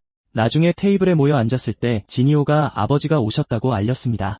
홍미는 진이가 자신 때문에 몹시 고생했고 그녀가 늘 꿈꾸던 가방 하나 사준 적이 없다고 고백했습니다. 진이호는 그 가방들이 보통 500만 원 정도 한다고 무심하게 말했습니다. 온 세상의 지갑들이 방금 흠칫했겠네요. 홍미는 말문이 막힌 채 진이호가 정말 그런 큰 돈을 감당할 수 있겠냐고 물었습니다. 진이호는 CL에서 일할 기회를 줘서 돕고 있다고 설명했습니다. 바로 그때 한 젊은 여성이 그들의 테이블로 다가왔습니다. 진이호가 그녀를 돌아보았습니다. 네, 유명세는 노크 따윈 하지 않죠. 그녀는 혹시 고려대 훈남 학생이 아니냐고 물었습니다. 자신과 친구가 함께 사진을 찍고 싶다고 했죠. 홍미는 그 모든 상황을 지켜보며 완전히 어리둥절해했습니다. 소녀는 그가 그저 평범한 동네 오빠였을 때부터 줄곧 팬이었다고 말했습니다. 그때도 그의 패션 감각은 유독 돋보였다고 덧붙였죠. 사진을 찍은 후 두 소녀는 인사를 하고 돌아갔습니다. 떠나기 전에 진이호의 아버님도 정말 미남이시라며 한마디 툭 던졌습니다. 뜻밖의 반전이네요. 아버지가 팬 서비스를 다 받으시고요. 홍미는 대체 고려대 훈남이 무슨 뜻이냐고 물었습니다. 진이호는 그냥 인터넷에서 붙은 별명일 뿐이라고 대답했습니다. 그러고는 씩 웃으며 아버지 아들이 여자들에게 꽤 인기가 많다고 덧붙였습니다. 아버지의 자부심이 단숨에 말렙을 찍었습니다. 활짝 웃으며 자리에서 일어난 홍미는 지니오에게 이제 결혼 걱정은 할 필요 없겠다고 말했습니다. 그는 미래의 며느리를 아주 호강시켜 주겠다고 맹세했습니다. 빚을 내서라도 집과 차 그리고 금가락지까지 꼭 해주겠다고 약속했죠. 아버님, 그 야망이 아주 크고 분명하게 잘 들립니다. 3일 후 공항에서 팀 존스를 배웅할 시간이 되었습니다. 팀은 지니오에게 모든 것에 감사하며 덕분에 정말 즐겁게 머물렀다고 말했습니다. 그들은 작별의 포옹을 나누었습니다. 그는 프랑스에서 다시 만나기를 바랐습니다. 또한 대표님이 지니오와 꼭 저녁 식사를 하고 싶어 하신다는 말도 전했죠. 팀은 틈이 나는 대로 다시 한국에 오겠다고 약속했습니다. 손을 흔들며 작별 인사를 하던 그는 다음엔 더 멋진 디자인을 들고 오겠다고 다짐했습니다. 약속 배틀이 시작되었군요. 지니오도 미소를 지으며 손을 흔들어준 뒤 자신의 휴대폰을 내려다보았습니다. 마양 이모에게서 메시지가 와 있었습니다. 그는 씩 웃으며 누가 누구를 깜짝 놀라게 할지 한번 두고 보자고 중얼거렸습니다. 그의 자신감 여전히 패배를 모릅니다. 마양 이모의 집, 그녀는 휴대폰 화면을 뚫어지게 바라보았습니다. 재양이는 엄마가 부사장이 된 이후로 사람이 변했다며 툴툴거리곤 자신의 휴대폰을 식탁에 내려놓았습니다. 고민형을 떠올리며 그녀는 휴대폰 쪽으로 다가갔습니다. 잠금을 해제한 순간 그녀는 충격으로 얼어붙고 말았습니다. 배경화면이 바로 자신의 어린 시절 사진이었기 때문입니다. 그녀는 조심스레 주위를 살피더니 사진을 찍으며 지금의 자신이 훨씬 더 예쁘다고 속으로 생각했습니다. 자존감이 제때 딱 맞춰 등장했네요. 다음 날 기타를 맨 한 남자가 걷고 있었습니다. 갑자기 그의 눈앞에 펼쳐진 광경이 그를 경악하게 만들었습니다. 그는 발걸음을 멈추고 이것으로 자신의 교수 생명은 끝났다고 선언했습니다. 순식간에 분위기가 심각해지네요. 그럼에도 불구하고 그는 참으로 아름다운 날이라고 인정했습니다. 그는 자신을 몽진 교수라고 소개했습니다. 한때 그는 꽤나 잘나가는 기타리스트였습니다. 하지만 이제는 과거의 영광에 불과했죠. 2주 전으로 돌아갑니다. 몽진은 수강생이 고작 5명뿐이라는 사실을 알고 큰 충격을 받았습니다. 게다가 강의 평가까지 처참하게 망가진 것을 확인했습니다. 평가 시스템이 나중에 다시 시도하세요라고 말하는 수준이었죠. 그의 사기는 바닥으로 떨어졌고 2주 연속으로 휴강을 해버렸습니다. 그는 계속해서 걸었습니다. 만약 이번에도 강의가 폐강된다면 그의 교수 계약은 영영 끝이 날 위기였습니다. 솔직히 말해 누굴 탓해야 할지조차 알 수 없었습니다. 어쨌든 낭만은 죽었다며 C와 F 학점을 남발하던 건 바로 그였으니까. 대담한 발언이긴 한데 마케팅 전략으로는 영광이네. 그는 모든 유행은 결국 지나가기 마련이라고 늘 믿어왔다. 오르막이 있으면 언젠가는 내리막이 있는 법. 그리고 세대가 바뀌면 취향도 함께 변하기 마련이다. 나이든 사람들이 여전히 남아있긴 하지만 대학은 주로 젊은이들의 무대였고 이건 10대들로 가득한 프랜차이즈 카페에서 전통차를 팔려고 하는 격이었다. 그게 바로 지금 그의 처지였다. 서브캐스트, 난이도 극악. 그는 교수 자리마저 잃으면 어떻게 먹고 살아야 할지 막막할 뿐이었다. 이력서에 한국대학교가 적혀있다 해도 실용 음악 스킬이 없다면 선택의 폭은 좁을 수밖에 없었다. 어찌저찌 음악계로 돌아간다 해도 젊은 층의 감각을 따라갈 수 있을 거란 확신이 없었다. 그는 이 모든 게 자신의 선택이 부른 결과라고 여겼다. 자기 객관화가 너무 뼈를 때렸다. 한 학생이 이 수업이 학점 짜게 주기로 악명 높다고 언급했다. 당연히 그녀는 왜 다들 굳이 이 수업을 신청하려는지 의아해했다. 솔직히 아주 타당한 의문이었다. 잔뜩 당황한 표정의 다른 학생은 친구에게 아재 냄새 난다는 소리를 들은 적이 있다고 털어놨다. 수업이 시작하기도 전에 감정적 데미지부터 입은 셈이다. 바로 그때 문이 활짝 열렸다. 몽진은 요즘 애들은 캠퍼스 잔디밭에 앉아 기타를 튕기는 소박한 즐거움을 절대 이해하지 못할 거라고 생각했다. 그가 강의실로 들어서자 모든 학생들이 놀라 얼어붙었다. 모든 시선이 일제히 그에게 꽂혔다. 그조차도 눈앞에 펼쳐진 상황을 바로 받아들일 수 없었다. 이진호의 시간표가 대학 커뮤니티에 쩍 퍼진 후 이 음악 수업에 대한 관심이 말 그대로 폭발해버린 것이다. 수강 신청 인원이 대략 1000%나 치솟았다. 그래. 수강생 5명에서 순식간에 의자가 더 필요한 상황이 돼버린 거다. 몽진은 천천히 교탁 앞으로 걸어갔다. 그에게 이 광경은 전혀 현실 같지 않았다. 그의 눈시울이 붉어졌다. 눈물을 훔치며 그는 너무 아름다운 순간이라 눈물이 났다고 고백했다. 일시적 해피엔딩 잠금 해제. 결국 이 강좌는 총 65명의 수강생과 함께 공식적으로 개설이 확정되었다. 얼마 후 차 안에서 누군가가 무심하게 기타를 치고 있었다. 운전하던 사람이 최근에 산 거냐고 물었다. 진호는 폐강 위기에서 수업을 구해준 보답으로 교수님이 주신 거라고 설명했다. 거기다 몽진 교수님이 전성기 시절에 직접 썼던 기타라고 덧붙였다.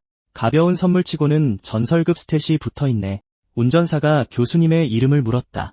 진호가 몽진이라고 답하자 존은 그가 세계적으로 유명하진 않아도 특정 음악계에서는 엄청나게 존경받는 분이라고 대답했다.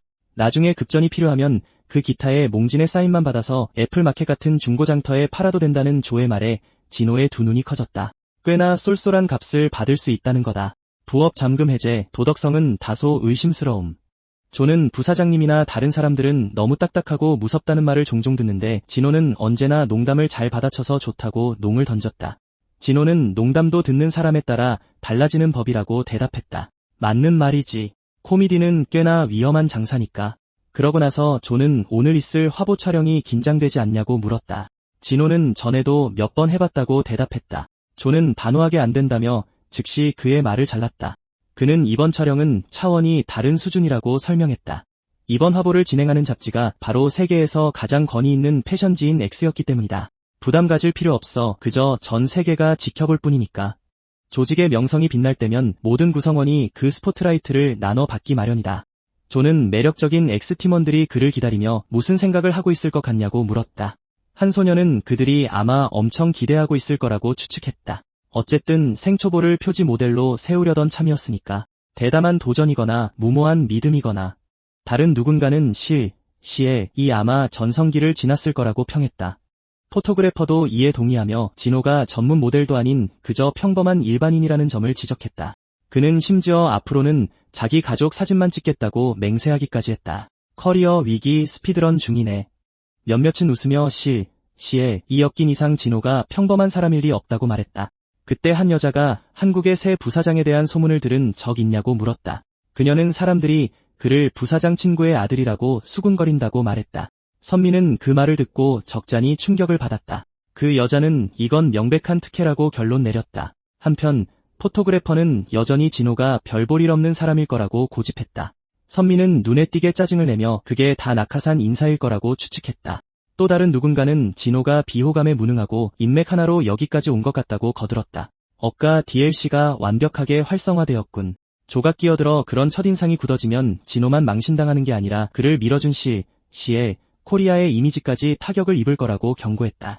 그러니 실력으로 자신의 가치를 증명하라고 말했다. 이닦고 행동으로 보여줄 전형적인 타이밍이지. 진호가 스튜디오에 들어서자 모든 시선이 그를 향했다. 강렬한 세트 조명 아래서 그는 모두에게 정중히 인사했다. 그는 자신을 소개하며 잘 부탁드린다고 말했다. 순식간에 프로 모드 가동. 나중에 스태프들에게 그와 함께 일한 소감이 어땠냐고 묻자 모두가 똑같은 대답을 내놓았다. 정말 최고의 경험이었다고. 한 여자는 카메라 안팎에서 진호만의 독특한 매력이 넘쳤다고 말했다. 포토그래퍼 역시 다음에도 꼭 함께 작업하고 싶다고 털어놨다. 태세 전환 한번 기가 막히게 빠르네. 스태프들은 인사를 나누기 위해 그의 대기실로 들어오라는 제안을 받았지만 다들 정중히 거절했다. 진호가 촬영보다 훨씬 더 중요한 일로 바쁘다며 이유를 설명했다. 당연히 그들은 그가 뭘 하고 있는지 물었다. 알고 보니 그는 다음날 MT 장기자랑을 위해 맹연습 중이었던 것이다. 우선순위 분배가 아주 완벽하구만. 한조수가 들어와 필요한 게 없는지 묻자 진호는 다정하게 고마움을 표했다. 그는 대기실에서 기타를 연습할 수 있어서 너무 좋다고 덧붙였다. 기타를 충분히 잘 치게 되면 이벤트 전에 새로운 스킬을 잠금 해제할 수 있을 거라 믿고 있었다. 연습을 서브퀘스트로 만들어버렸네. 그 스킬의 이름은 옥탑방 스타였다. 첫 번째 조건은 누군가로부터 기타를 선물 받는 것이었다. 게다가 30곡을 각각 10번씩 들은 다음 모든 곡을 10번씩 완벽하게 연주해내야 했다. 그리고 이 모든 걸 제한 시간 내에 끝내야만 했다. 달성 난이도 거에 미친 수준. 이미 진호는 전날 모든 코드를 외워두었지만 그건 시작에 불과했다. 모든 곡을 완전히 마스터하려면 한 곡당 최소 10번의 연습이 필요했고 총 300번을 연주해야 했다. 각 곡이 대략 3분 정도라고 치면 최소 15시간은 뼈를 깎는 노력을 해야 한다는 뜻이었다. 수면 시간 따윈 이미 로그아웃 해버렸다. 다행히도 몽진 교수는 엄청나게 헌신적인 스승이었다. 몽진은 지준에게 그 파트를 다시 불러보라고 시켰다. 지준은 교수님에게 자기 엄마한테 다시 전화하길 바라시냐며 대꾸했다. 위협 수준, 거의 감정 조작급. 지준이 완전히 음을 이탈해 노래를 부르기 시작하자 교수는 거의 쓰러질 뻔했다. 청각의 치명타 적중. 그 사이 진효는 1분 1초를 쪼개어 연습에 매진했고 이제 단 한 곡만을 남겨두고 있었다. 그는 쉴 틈 없이 기타줄을 튕겼다. 이어서 보컬 연습으로 넘어갔지만 이내 고통이 너무 심해졌다는 걸 깨달았다. 손가락은 이미 엉망으로 찢겨 있었다. 아무리 인간의 몸이라도 그렇게까지 혹사당하면 한계가 올 수밖에 없으니까. 다른 어딘가에서 한 소녀가 자신의 두 손을 물끄러미 내려다보고 있었다. 그녀는 한 손에 기타를 든 채 천천히 걸음을 옮겼고 그녀의 얼굴엔 고요한 슬픔이 짓눌려 있었다. 기운 빠진 목소리로 그녀는 모든 걸 그만두고 싶다고 털어놓았다. 그래, 커리어 삭제 진행 중. 3년 전 그녀에 대한 기사가 하나 실렸었다. 작곡가이자 가수로서 그렇게 순수한 정체성을 가진 싱어송라이터에게 누군가 그런 글을 썼다는 사실을 몽지는 도무지 믿을 수 없었다. 진효는 적어도 그 기사가 엄청난 관심을 끌어모으지 않았냐고 지적했다. 관심이 늘 사랑을 의미하는 건 아니지. 그냥 그렇다고. 그 후 그 소녀는 라면을 먹으며 자신은 괜찮다고 했어 스스로를 위로했다. 같은 사람, 다른 수준의 정신 승리. 그녀는 모든 싱어송라이터가 이런 시련을 겪어야만 하는 건지 소리내어 중얼거렸다. 그 시절의 그녀는 자신감이 넘쳐 흘렀다. 앨범을 발매하기만 하면 사람들이 자연스레 자신의 음악을 들어줄 거라 믿었고 푸른 하늘 같은 싱어송라이터로 인정받는 자신의 모습을 상상했었다. 꿈은 컸지만 현실의 벽은 더 높았다. 그녀의 1집과 2집 앨범은 철저하게 망해버렸다. 그냥 망한 수준이 아니라 완전히 바닥을 쳤다. 이후 소속사의 누군가가 3집 앨범은 댄스곡으로 해보는 게 어떻겠냐고 제안했다. 모두의 예상을 뒤엎고 그 세 번째 앨범은 엄청난 대성공을 거두었다. 아무도 원치 않았던 반전 전개, 하지만 어쩌겠는가. 대표는 그녀를 위해 잡지 인터뷰까지 잡아주었다. 마침내 명성이 찾아왔지만 그 뒤에는 무거운 짐이 딸려 있었다. 그녀는 눈을 내리깔았다. 누가 봐도 심란해 보였다. 마음 깊은 곳에서는 차라리 3집도 시원하게 망해버렸기를 바랐다. 자신이 쓰지도 않은 곡을 부르고 노출이 심한 옷을 입은 채 얄팍한 가사나 을조려서 성공한 거라면 사람들은 그 가짜 모습만을 영원히 기억할 테니까. 정체성 위기 발생. 그녀는 잠시 자리를 떠나 화장실로 들어갔다. 거울 앞에 선 그녀는 말없이 자신의 모습을 찬찬히 뜯어보았다. 그러고는 몸을 돌려 문을 밀고 나갔다. 그 문은 복도로 빛이 쏟아져 들어오는 바깥으로 이어져 있었다. 그 사이 누군가 통화하며 사델라가 완전히 의기소침해져서 아직도 화장실에 틀어박혀 있다고 말했다. 그녀는 평생토록 곡을 쓰고 기타를 치는 것에 자부심을 느끼며 살아왔다. 그리고 지금 그 자부심은 산산조각 났고 자존감마저 치명상을 입은 채 사델라는 그곳에 서서 멍하니 먼 곳을 응시했다. 한참을 서성거리던 그녀는 천천히 손을 들어 올렸다.